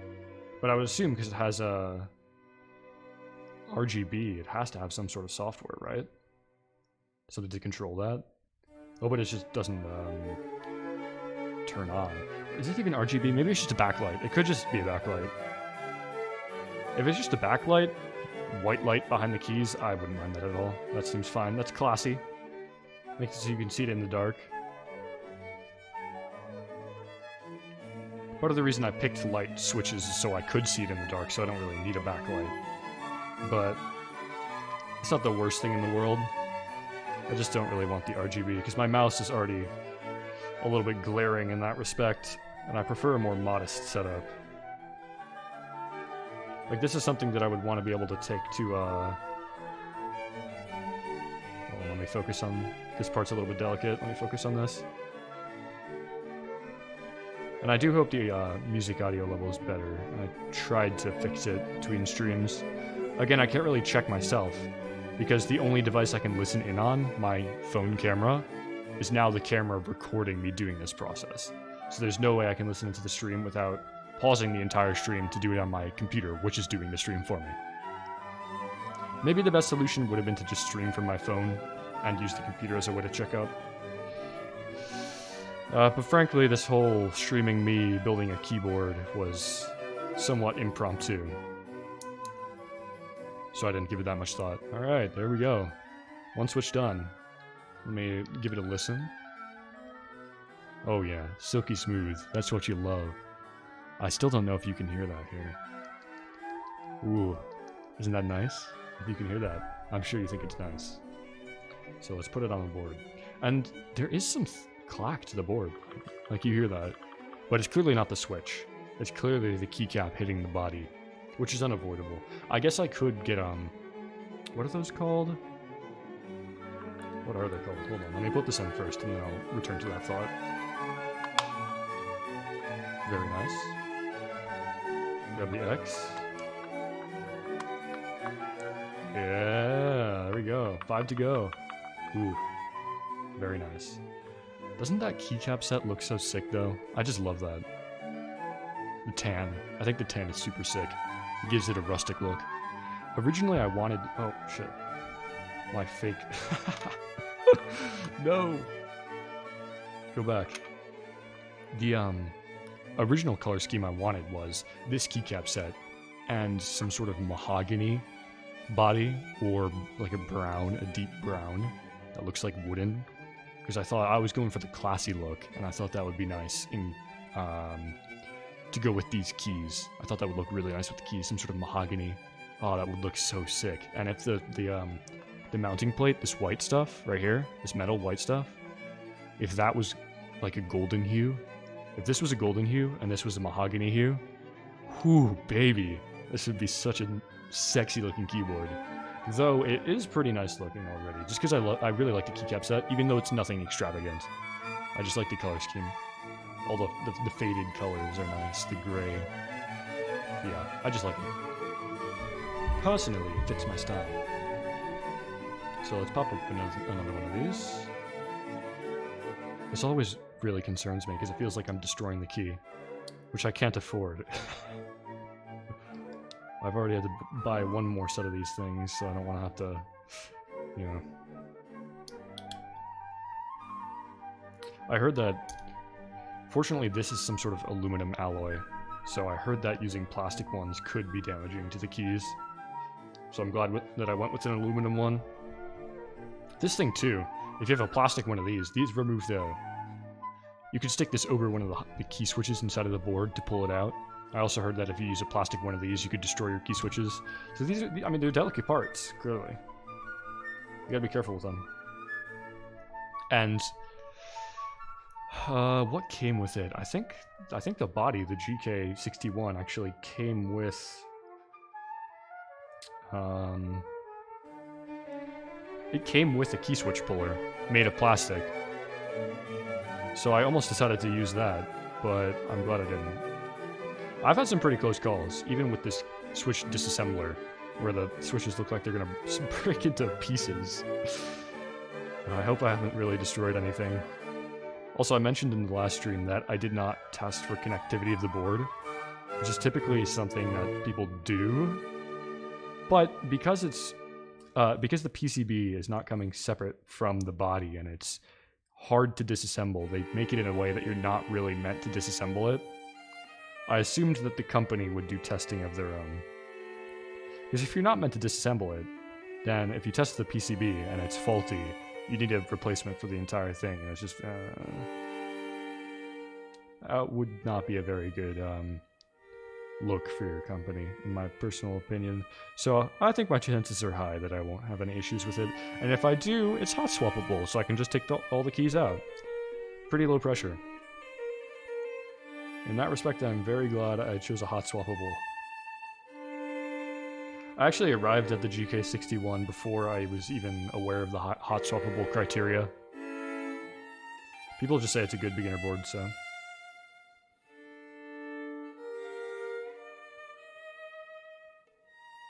Hmm. Okay. I hope the lubricant... Oh, where'd the spring go? Oh, it's right here. I hope the lubricant doesn't affect the conductivity of the metal in any way. I don't know where the point contact is, so when the switch is pressed down, I don't know what metal hits what metal to make the connection. So I'm hoping that I'm not lubricating over that part, because if the lubricant isn't conductive, that might be an issue. And I would assume they probably don't make the lubricant conductive, so you don't short circuit your damn keyboard. Right? I saw something really cool when I was looking at computer parts the other day.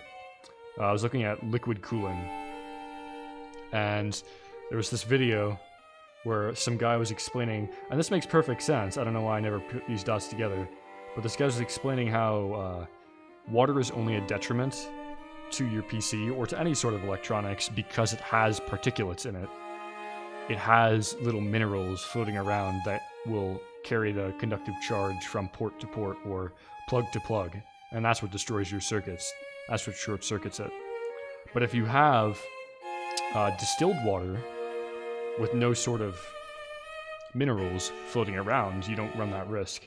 So you can actually submerge your computer in distilled water, and it will be completely fine. It will run under it with zero issues. Don't quote me on that, because if you destroy your PC, I don't want to be liable. But that's what I saw. Maybe it wasn't distilled water. It was just some really, really pure water with nothing floating inside of it. So everything was nice and clean. I thought that was cool. It surprised me.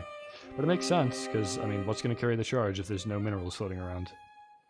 Water itself, I don't think is conductive.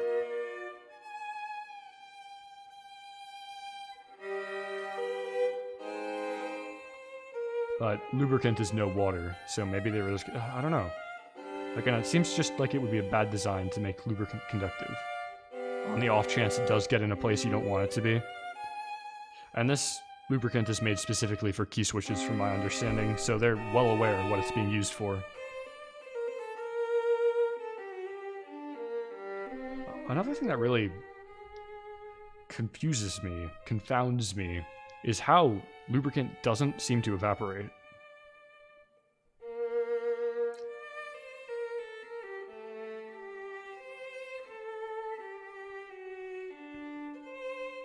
It just stays there forever.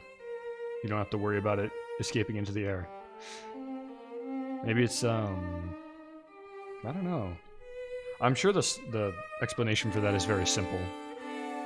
And I'm probably being stupid by not understanding it, considering I've taken chemistry. But it doesn't come to mind why that would be. I guess whatever liquid it's based on has a higher its evaporation point isn't room temperature, so it's much higher. That would make sense. It's also very viscous, so it has more attraction, or it has more like bonding to itself. I don't know.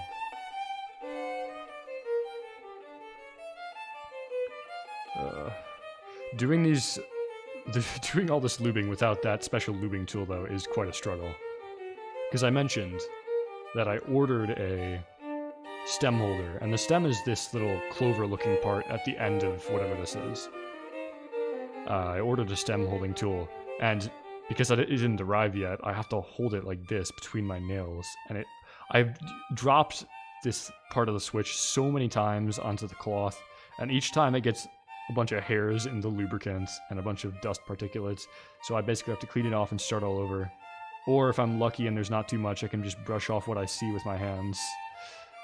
But yeah, this just goes to show you how important it is to have the right tools for the job. I'm making by though. I think the process would have been... probably would have taken me 2/3 of the time had I had that tool, because lubing each one of these parts would have been significantly faster. And I would have had to lube less, because some of the, like I said, I have to re-lube them sometimes when I drop them. And you can see that this brush, the health of this brush is deteriorating. It's too close to the camera, I can't really show you. But it's like falling apart. It used to be very well put together and would let me get into all the cracks and crevices of this really easily, but now it's like fraying at the end. It's unfortunate, but what can you expect? I've been using it basically non-stop for the past day. Probably has 5 hours of use within the past 12 hours straight, no breaks, with lubricant, which is not even made to apply, it's meant to apply paint. I don't know how similar paint and lubricants are, or if you can even quantify their similarity. This is the paintbrush set that Teha types, the typist that I told stream last time, the tutorials that I'm following with how to lube these things were from his channel. This is the brush set that he recommended, so it's working pretty well. And it came with a bunch of other brushes too. I think there's 5 more. I think it was a 6 brush set. Yeah, was it a 6 brush? Maybe it was a 5 brush set. I'm not sure, it doesn't matter. So the point is that I could always go and use a different brush. The issue is that all of them have different size tips. And this one was the ideal size, so I would have to go with something really small or something overly big if I wanted to switch up, which isn't ideal. And since I'm so used to this size at this point, it would be detrimental to the lubrication process. Regardless, I'm really close to the end. We're nearing the finish line. And I just have to wait till tomorrow, until the last key switch arrives.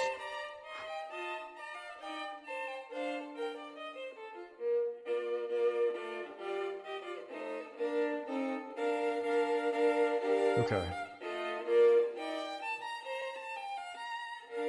My technique for lubricating these has kind of gotten a little bit unique. I've been less concerned about doing super even amounts of lubricant, which I know is not great. But I just try and get even amounts around the entire switch, is my MO at this point.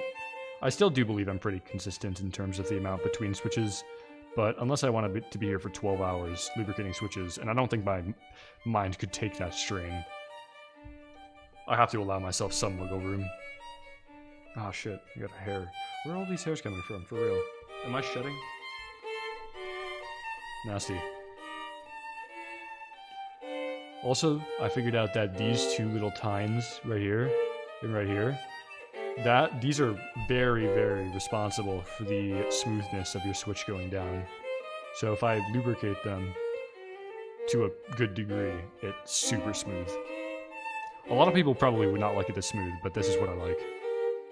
So I'm gonna do it, because it's my keyboard. Also, a lot of people probably would say you don't even have to lubricate novel key creams, which is what these are.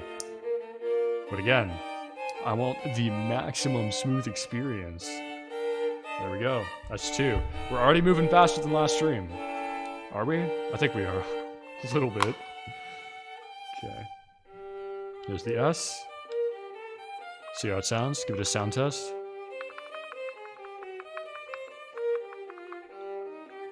Gotta take off my headphones so I can hear better. Yeah, that's nice. Oh, I paused the music accidentally. Hold on. I gotta be careful with which hand I use on my computer, because one is covered in lubricant. I'm gonna have to give this keyboard a good wipe down before I test it, because all the keys are nasty and, well, lubed up. So every time I go to test them for sound, I'm doing it with my hand that's been holding the lubricant brush, which unavoidably has some residue on it. It's kind of hard to wash off too. Okay.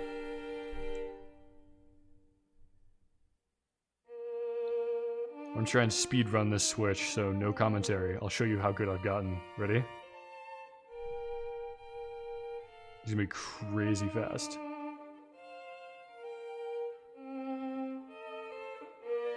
Oh no, there's a hair. Okay, pause. Doesn't count. Okay, resume.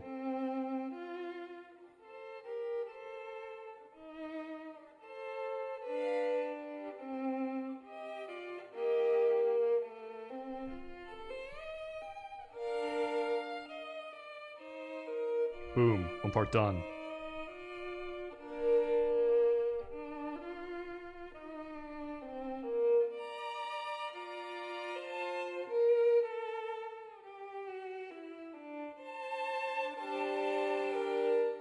Boom. One side of the spring.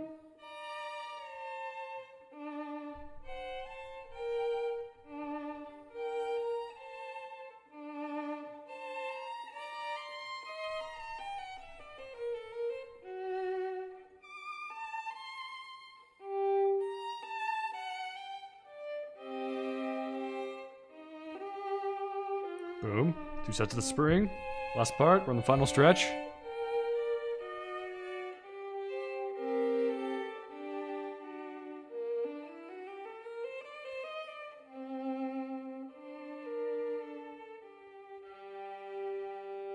This is a real run killer if I drop the switch accidentally. Happens about 1/3 of the time. When I'm going fast, that is.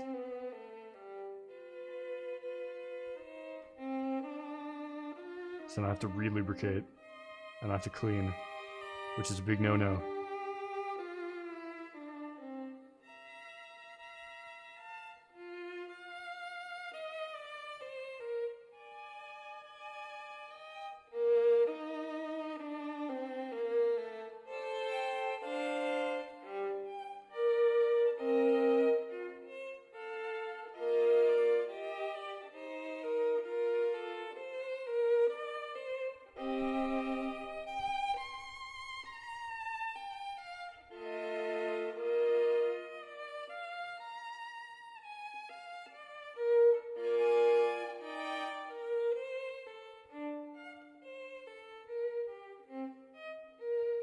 Oh, I feel it slipping. Come on, I'm almost there. Oh, yeah. Okay, hold on, not done. Timer ends when I put the cap on.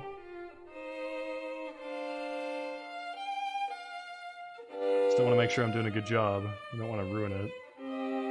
Oh god.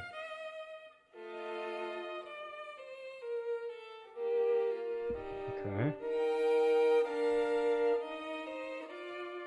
Don't screw it up now, and boom.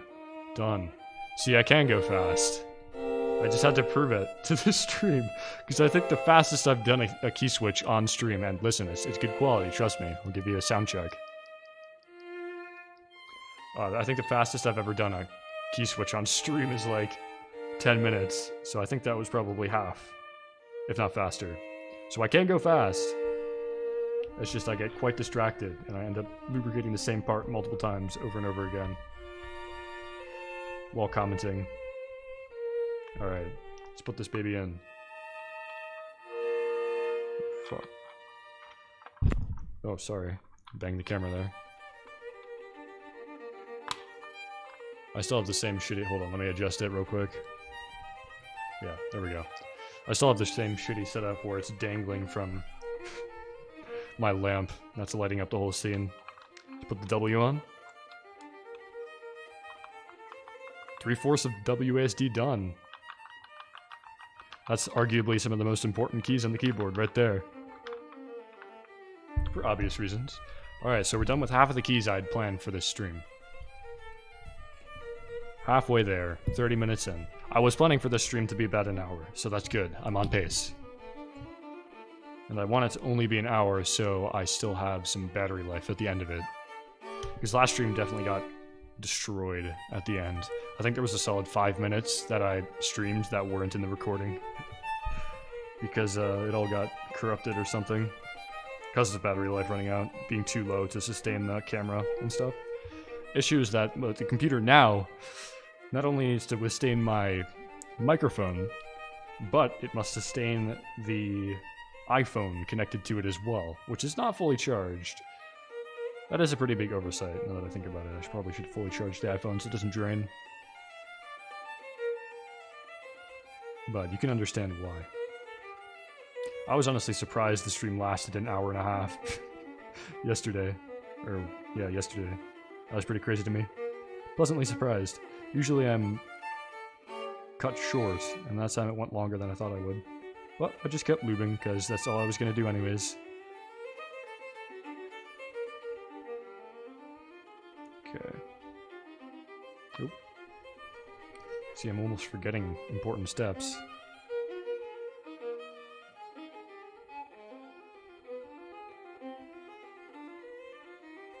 Here we go.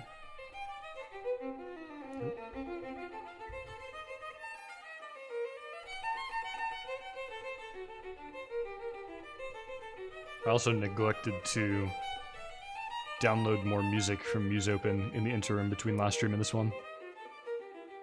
Because I completely forgot, and I was completely absorbed by building this keyboard. It has been nothing but keyboard building for the past few days, for the past day, 24 hours.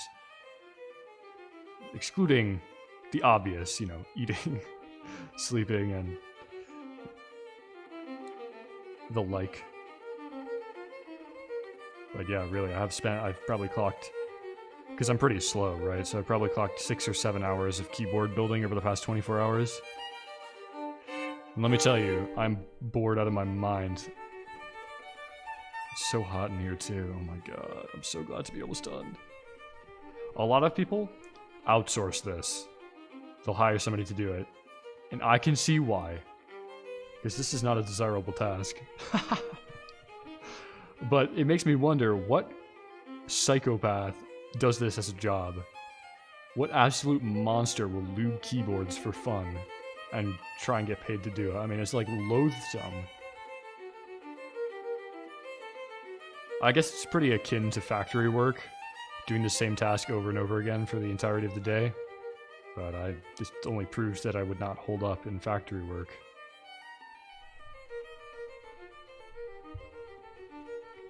So I can barely do 7 hours with a sleep break.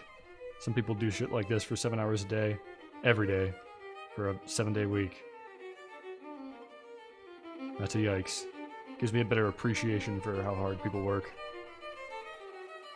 Maybe at some point you can just zone out when you're good enough at it. But I'd like to think I'm pretty decent. After 7 hours, I've graduated from absolute amateur to simply amateur. I'm not level 0.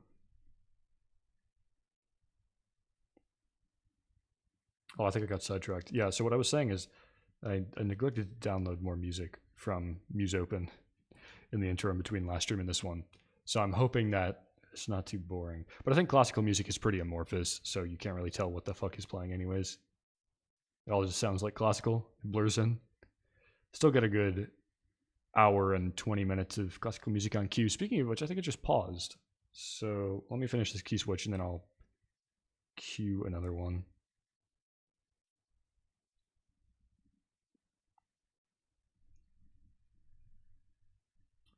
I don't know how, because I want to show myself typing on this once it's complete. I don't know how I'm going to go about doing that. Because ideally I would show the keyboard and the typing test simultaneously. I think that's what most people do when they do the whole keyboard building shebang. They'll pull up a window of monkey type or 10 fast fingers and show themselves typing to it. But I don't know if I can do both at the same time. My computer might explode if I try and do that. Might just have to take my word. Plus, then I can lie about my words per minute. Hey guys, yeah, I definitely just typed 90 words per minute, trust me. Easy. I really do think I'll do poorly on this keyboard, but maybe I'm selling myself short. I think in the end, using a mechanical keyboard will get me to a higher typing speed once I adjust. But there will be an unavoidable amount of time where I have to relearn a lot of what I already know. As there is when you change anything about something you have ingrained. Oh, fuck, a hair. Oh, 2 hairs. Yikes. Okay, I think I got it off. Nice. When a hair gets into a crevice of one of these things, it's almost impossible to get out because it's all lubricated, and you can't take it out with your fingers because it just slips around, so you really have to wash the key, unfortunately. And I really don't want to have dust or hair inside my keys the day I put the whole thing together. That just seems lame. Not into that.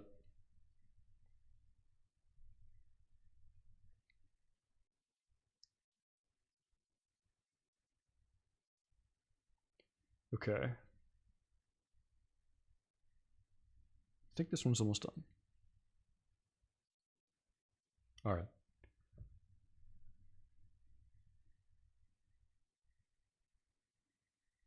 Slip it on. See how it feels. A little bit scratchy, so I need a little bit more lubricant on the side panels. It's good. I figured out that I can test the feel of the switch before putting the cap on, so I don't get any scratchiness. I can always apply a little bit more lubricant to the problem areas. Yeah, now that feels much better. That's what we like to see. And actually, I forgot. I got a little bit around the top just in case. I don't think it's necessary, but it's a force of habit at this point. I always like to get a tiny bit around the upper edge. And boom. Yeah. Oh, this is a good chance.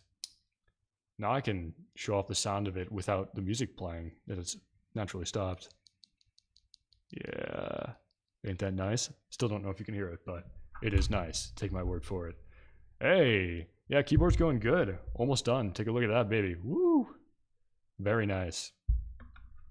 It's pretty much a beginner's keyboard, but, I mean, it has to be. My first keyboard I've ever built, so I'm a beginner. Keyboard's a beginner. What can I say? It's a match made in heaven. And there's the Q. Very nice. Only 2 more keys to go. Well, 3, but I don't have the last switch. Very sad. Okay, let me cue the next piece of music. Let's go with this one.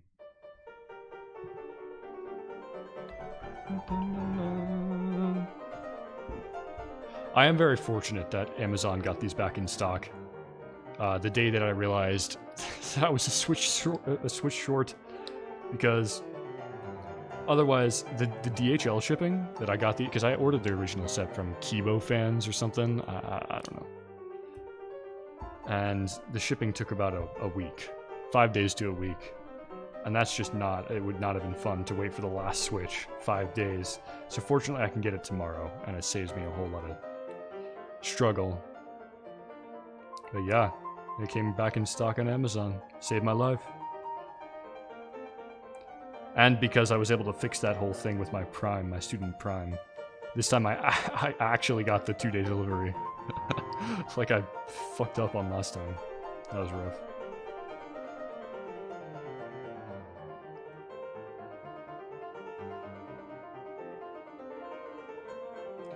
Again, the very sad part is that even when I'm streaming, I can't even use this keyboard.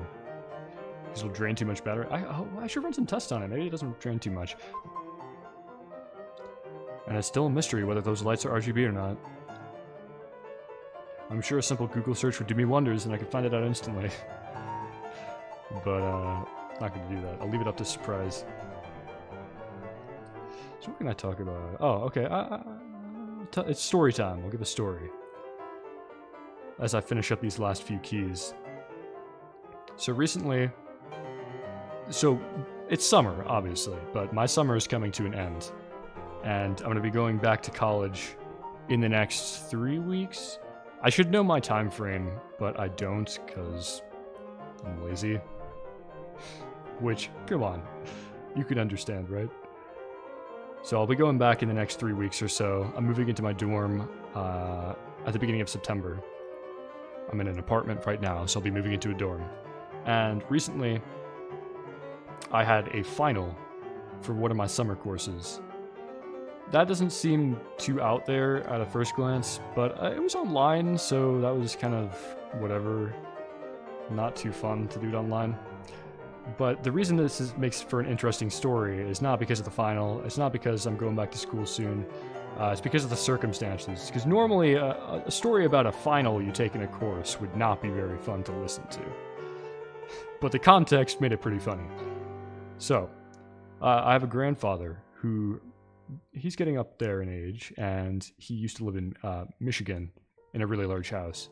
Because he had a lot of children, 5 to be exact, five children. So they needed a big house. But now that they're all grown up and not living there, no use for the big house. I mean, it's a common story. Moving into a smaller condo. So that's what he did. He moved to South Carolina in a smaller condo. And I went up to visit him recently with the rest of my family. This was my first time going to see him since he moved. I think he moved like 2 years ago. And my family visited sometime last year, but that time I was in the middle of my midterms or something. It was the middle of the school year. So I didn't feel comfortable going since I had to study and I had to take my midterms. So I wasn't able to make it out that time. But this time, I figured it's the summer. I'm only taking one summer course and I have the option to do it online. So I'll just take my last few classes from the Airbnb and go visit my grandfather. It's a nice thing to do. He'd be happy to see me. I'm the only other one in the family who has an addiction to math like he does, so he's been wanting to see me for a while, and I just thought it would be nice. So I said, fuck it, I'll go. And by me deciding to go, I also resigned to the fact I will be taking the last 2 classes of the summer course from the Airbnb. I'll be doing the last few homework assignments, and I'll be studying and taking a final online from the Airbnb. So not an ideal situation, but something I could deal with, considering it was the only class I had to deal with, so I could spend all the time in the world I wanted preparing for it. So when I arrive, you can imagine I was very concerned about what the internet situation would be, because a lot of my grade for that course would be reliant on how good my internet connection was. If I didn't have a good internet connection, I would have trouble watching the courses. And I would have trouble doing the homework. I'd have trouble loading the videos to rewatch lectures for my final. And most importantly, if the internet shuts down at any point during the final, I am actually boned.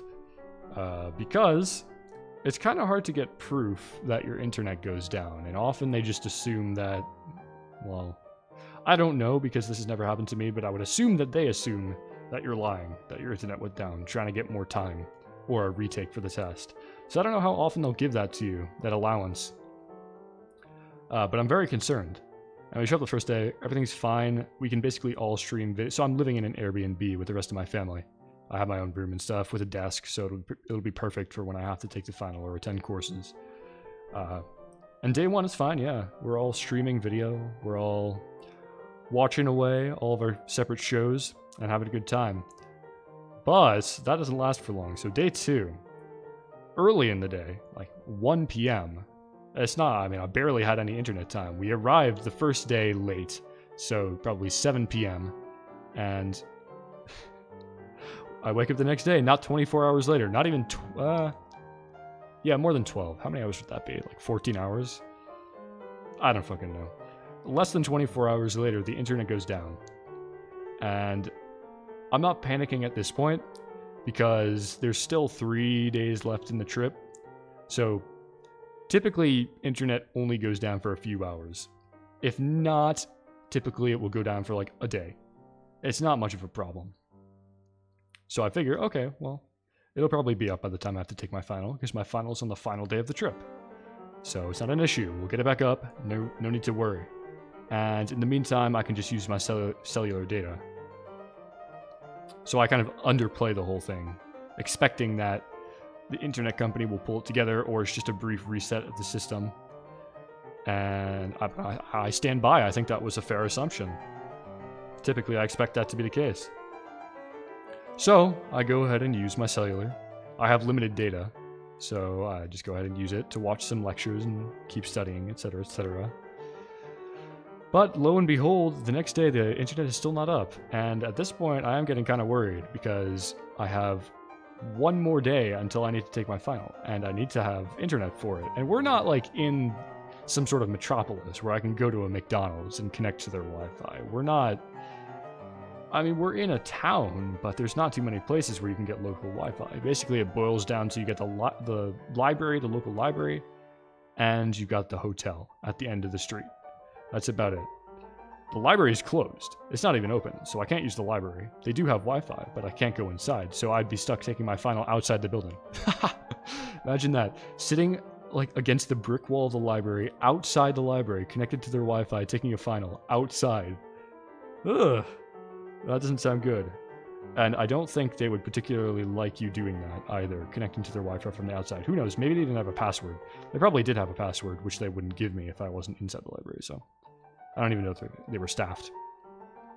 Equally bad situation is the hotel. Because I also don't believe you're supposed to be using hotel Wi-Fi when you don't even stay at the hotel. It's one of the amenities. It's kind of like how some gas stations or restaurants don't want you to use their bathrooms if you're not buying from them. I figure it's kind of the same for hotels and Wi-Fi. They don't want you going into their lobby and sucking up their bandwidth. Doesn't seem like good manners. But those are my only 2 options. at this point, unless the Wi-Fi gets back up. So I'm still hoping the Wi-Fi gets back up, because the alternatives are pretty shitty. Both, even if I can get them to work, are, well, frankly, they're dog shit ways to take a final. And that's all I'm worrying about at this point. I'm not worried about even attending my classes online, because I can just watch the videos afterwards. Not too worried about,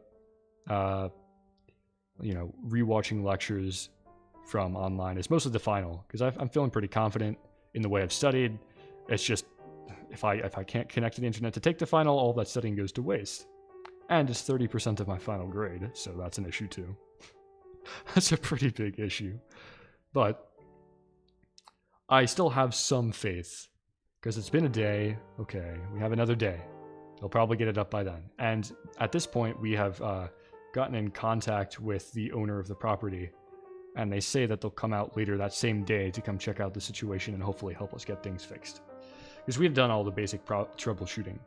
I mean, I'm not the only one who needs the Wi-Fi. My family needs it. They are trying to work from the Airbnb, so they definitely need Wi-Fi to check their emails and etc., etc. So they're pretty much on it, testing all of the different things they can think of on the router, which is the only thing we can test. None of it works. And then the landlady comes by the same day, tests the exact same things we tried, and says it doesn't work. So she was not very helpful. And at this point, it's 5 in the afternoon of the 3rd day of our trip, I believe. And she ends up calling the internet provider to see what the deal is. And they typically don't send people out same day. Usually if you call to get your Wi-Fi fixed, they'll send somebody out the same week. So in 3 to 5 days of when you send the request. Hold on, let's do a sound check real quick. Pause the story. Oh yeah, sounds nice. Okay, let's put it in.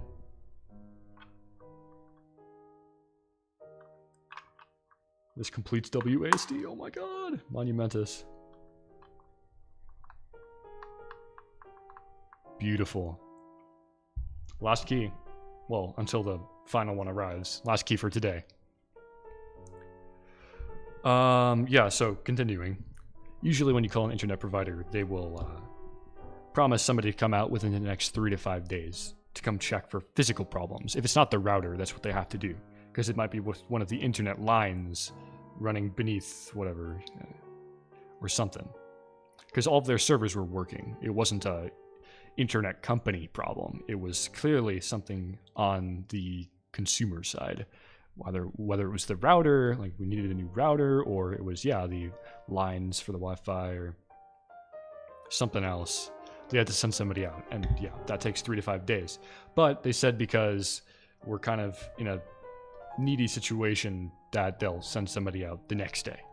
So we're like, thank God, okay.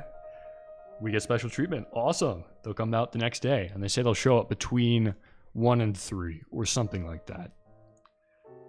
So yeah, okay, that's fine. My final I have to be done with by 12 a.m. that day. Or I guess technically 11:59 because 12 a.m. is the next day, but you know what I mean. It's due by midnight. And it's a 3-hour thing. So I have to start by 9 p.m. if I'm really wanting to cut it close. So, okay, I mean, they're coming out the next day. I'll have like 5 hours of Wi-Fi before I really have to get started with my final. And it's not ideal, but I already knew this situation wasn't going to be ideal. I was going to take it from a fucking Airbnb. It wasn't going to be ideal in the first place. It was never going to be ideal.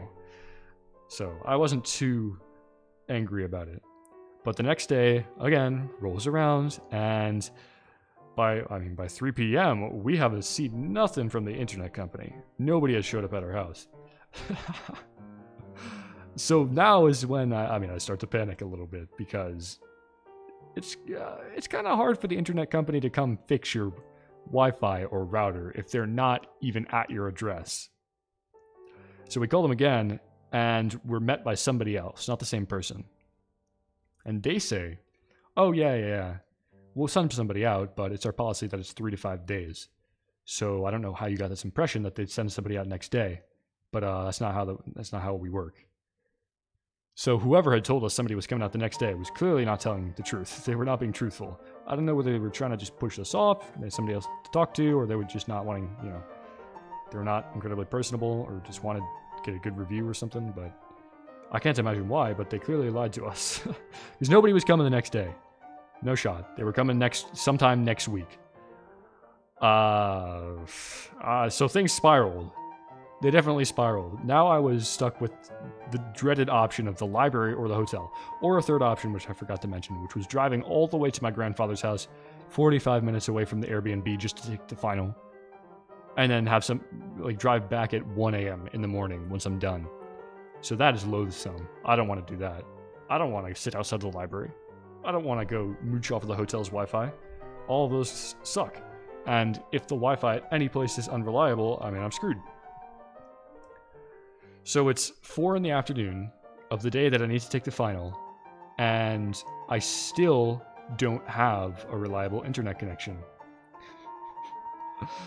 So at the end, I mean, I just eventually resigned myself to saying, well, one of these bad options is just what I'm going to have to do. And I end up siding with the hotel. Because sitting outside of the library sounds incredibly uncomfortable, and driving home from my grandfather's house is not even tenable because I'm not licensed to run, because we have a rental car, so I can't drive it. Only my parents can drive the rental car because they rented it. You know, typically, you can assign 1 or 2 drivers to the rental car, and I was not one of them. So somebody else would have to come drive me back from my grandfather's house, and I did not want to make my family do that because I can drive, and it's just annoying to force them to do that. So I said, fuck it, I'll try and use the hotel. I'll try my best. And if it doesn't work, well, worst case scenario is I fail my class. No, that was not worst case scenario. I should be clear. I had already been doing pretty well in the class, so I wouldn't even fail if I didn't take the final. But I would have like a low C. So it'd be pretty close. I'd be on thin ice. Regardless, it's not ideal. When you can shoot for higher than a C, you should. So I go to the hotel, and I walk in, trying to look like a resident as much as I can, and find out that, well, soon after walking in the doors, I find out that the hotel has a whole section dedicated for meeting rooms for people who are trying to hold a council or some sort of business meeting, because, I mean, businesses have their affiliates stay in the hotel, and they want a place for them to meet, so it would only make sense that the hotel has a business room. Considering this is a small town, there's no convention center, there's no real good place to hold meetings, the hotel thought it was a good idea to build a bunch of conference rooms, which are very separate from the rest of the hotel. And I find these, and I'm like, oh yeah, hell yeah, these all have tables in them. I can do my exam from one of those. There's no rooms nearby, so I won't hear any extraneous noise, and hopefully I'll avoid the awkward encounter where somebody from the hotel asks me if I'm actually staying there, so I can just go ahead and use their Wi-Fi. So I bunker down in one of those conference rooms. The lights are off, I don't turn them on because I'm trying to be secret. I honestly think they would have let me stay and take it because people have compassion, so I don't think it would have been that much of a problem. But if I could avoid the encounter in general, I was going to. So I bunker down inside of one of those rooms, way in the corner at one of the tables, and I open up my computer and hell yeah, they have a Wi-Fi specific to the meeting room. So each meeting room has its own Wi-Fi, and I'm thinking, wow, I'm saved. So to wrap up the story, basically I just take my final and end up walking home from the hotel at 1 a.m. in the morning, which is better than driving. And boy, that was an experience. I still don't know how I did, but I'm sure my performance was impacted because of the stress I was going through, the Wi-Fi induced stress I was going through prior to that, and the significantly reduced study time due to the fact that I didn't have access to any of my documents. Because I mentioned, my cellular was limited. I couldn't look at my stuff. Technically speaking, my cellular is unlimited, but I only have 2 gigs of cellular with a decent speed, so everything past that point is dog shit, and it takes me 17 years to load a PNG file.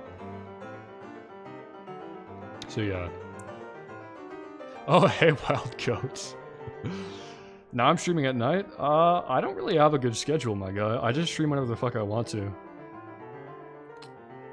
But, yes, I guess you could say that. For me, this is early morning. In fact, it is incredibly early morning. It is 4 a.m. Oh boy. But yeah, I'm building a keyboard. Isn't that exciting? So yeah, that's the end of the story, basically. And I'm going back to school soon, so that's fun. Damn it, there's a piece of dust on this key. Why did I take my exam at night? Yeah, so the premise of the story is that, I was on vacation taking my... I'm not going to go through the whole thing again, but I'll just tell you the summary of it. Essentially, I was on vacation to see my grandfather in a place where there was not very accessible Wi-Fi. And our Airbnb, the owner of it, had promised us reliable connection, which did not happen. So it ended up that the Wi-Fi at the place we were staying was down for the entire trip, basically. We had like 12 hours of Wi-Fi before it shut down permanently for the rest of the trip and we couldn't get back up. And I don't have cellular to sustain taking a final. So they kept leading us along until the final day of the trip saying, oh yeah, we're going to fix your Wi-Fi. We're going to fix it. We're going to fix it. And they were saying, oh yeah, you're going to have it done. You're going to be able to take your final exam from the Airbnb. No worries. Like we said, you would be able to. Which never happened. They never fixed the Wi-Fi. So I ended up having to go to a local hotel late at night because they had been stringing us along. It wasn't until 5 p.m.-ish of the final day of our trip when I had to take the final by 12 p.m. at midnight, or 12 a.m. midnight, that they finally told us, well, we're not going to get your Wi-Fi fixed. Sorry, we'll give you some vouchers because of the inconvenience. It was not until then that I was forced into having to take it elsewhere, so I went to a local hotel and took it way late at night. So it was a fiasco. But I'm glad I went regardless, even though it was kind of a shit show, because it was nice to see some family. I saw one of my uncles there too, who I haven't seen in, I think, a decade, so that was nice. Technically, he's a step uncle. Or no, half uncle. Yeah, half uncle. Because, see, that's a tricky one. Half uncle, right. Because he has the same father as my father, but a different mother. So yeah, that would make him a half uncle. Which is odd, because he's not that much older than I am. Well, he is, but not by like a crazy amount. Not like how much older my father is. I think he's like 10 years older than I am.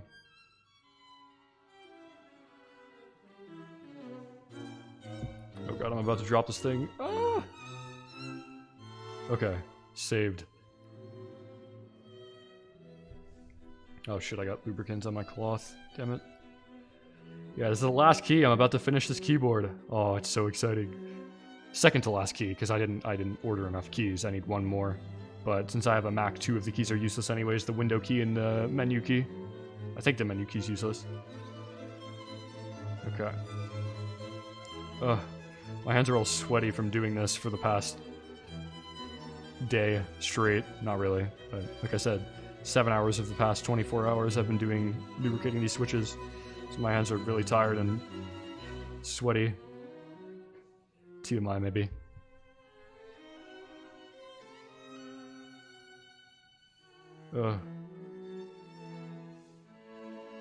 Okay, let's see.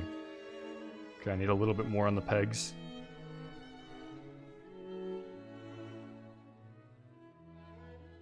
There we go. That should be good. Ooh. Nice and slippery. Okay. Put the cap on. Sound check, sound check. Sounds good. That's what we like.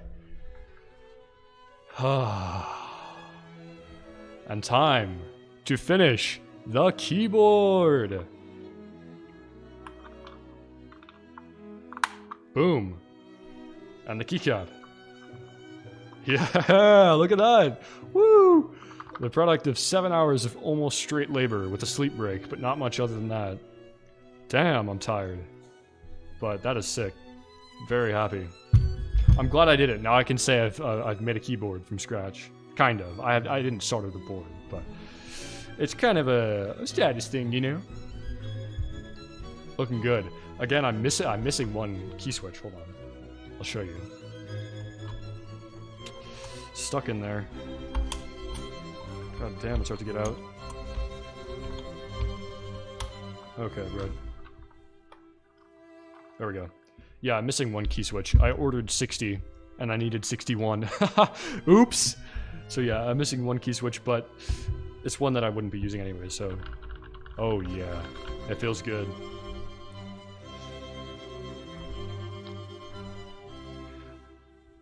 I don't even know. Okay, let me pull up a typing test.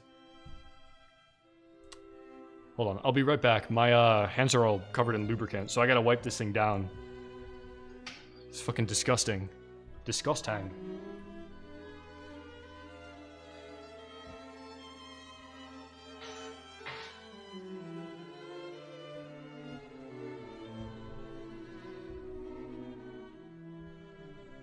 Put that back.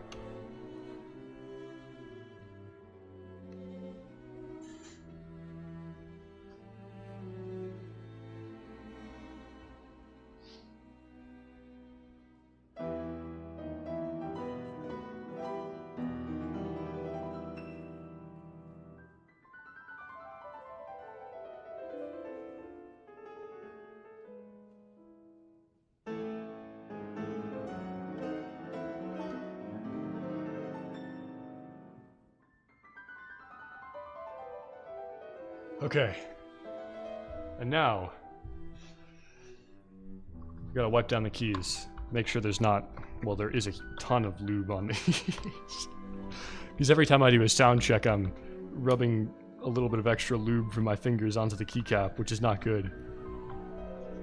I couldn't refrain myself though, because it's just nice to see how I'm doing. And you gotta check your progress so you know you're being consistent anyways. So I'm gonna do my best. I don't have anything good to wipe this down with, though. I'm just doing it with toilet paper. Yikes. It's better than nothing. Hopefully I don't get any dust particulates in between the keys that I've just so meticulously put together.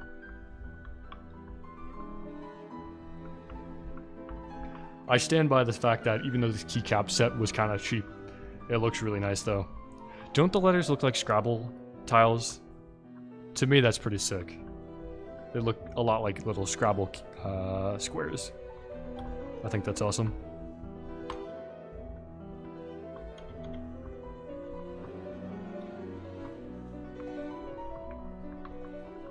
Alright. I'll wipe this down. I'm gonna go throw this away.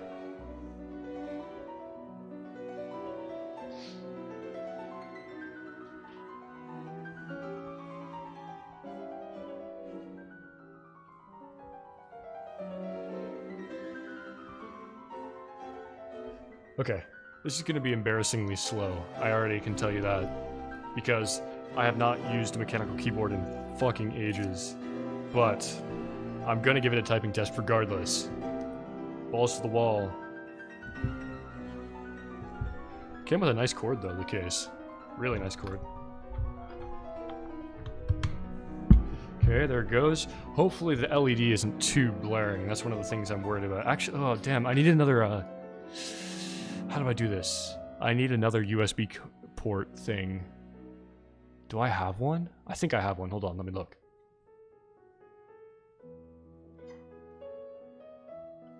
Ah, okay. Yeah, I got one. That's one of the annoying things about having a Mac, because all of my ports are USB-C, and you can see how that would be a problem. Or, yeah, this isn't a USB-C, is what I'm trying to say. Right now I have 3 separate USB-C to USB 3 converters plugged into my thing. This one's a hub though. I could use this one because it has 3, but this hub drains so much battery, it's ridiculous. So I don't know why that is, but I refrain from using it for that reason.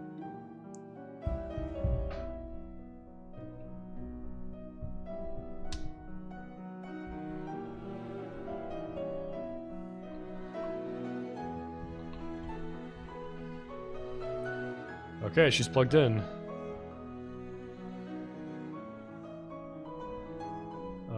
Press the key immediately to the right of the shift key. What? Left of the shift key. Okay, done. And I think we're good? Okay. No, Mac does not use USB 3, that's the problem. it's all USB-C, so I need a USB-C to USB 3 converter for every single appliance I have. So right now I have 3 separate USB-C to USB 3 converters. One for my mic.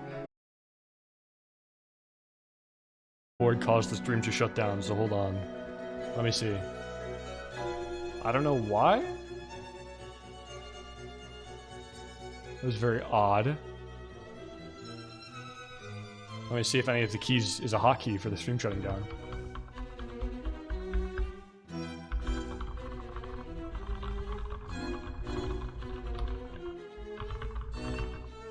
No.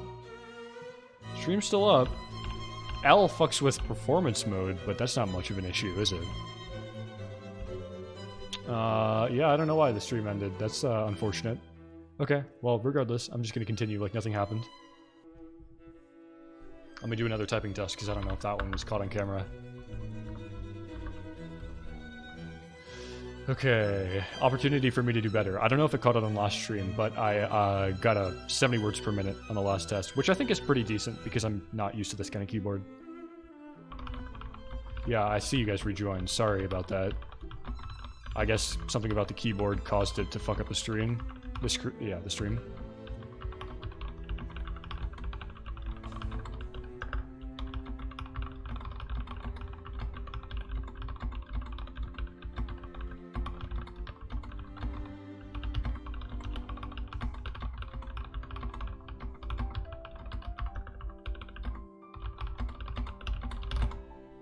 Okay, that time I got 84. Nice, nice, nice, nice, nice.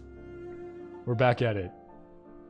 Still not nearly the 100 that I can get with my membrane, but it's pretty decent. Alright, let me see. I really do want to find a way to show this on stream. It would be really nice, I think.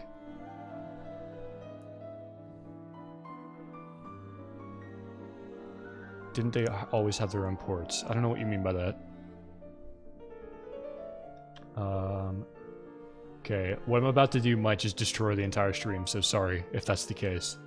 But... oh, it didn't do anything.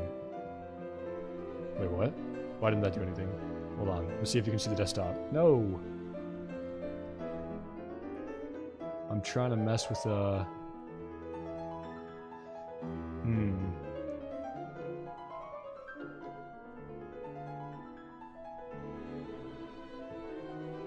I think you should be able to see the screen of my computer now, but it's not working.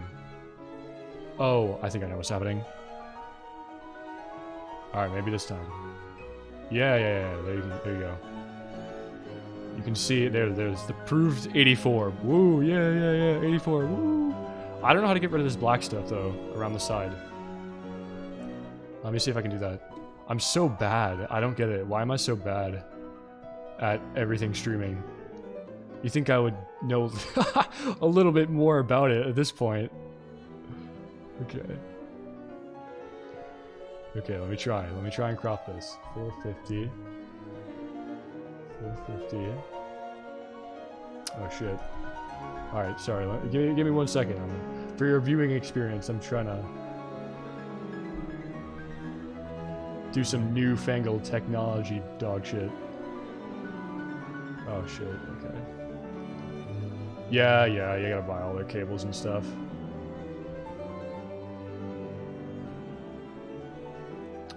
I'm not able to drag.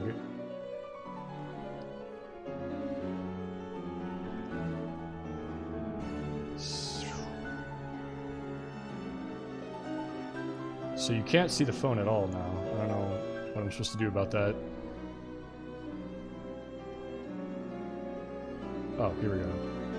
Oh, now it's huge again. Oh, wait, did I do it?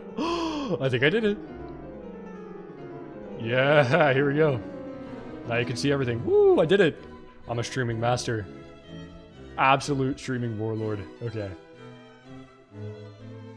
Now, we're gonna do it again, and I can embarrass myself in real time. Control R. Let's reload this. I'm hoping I can get 70.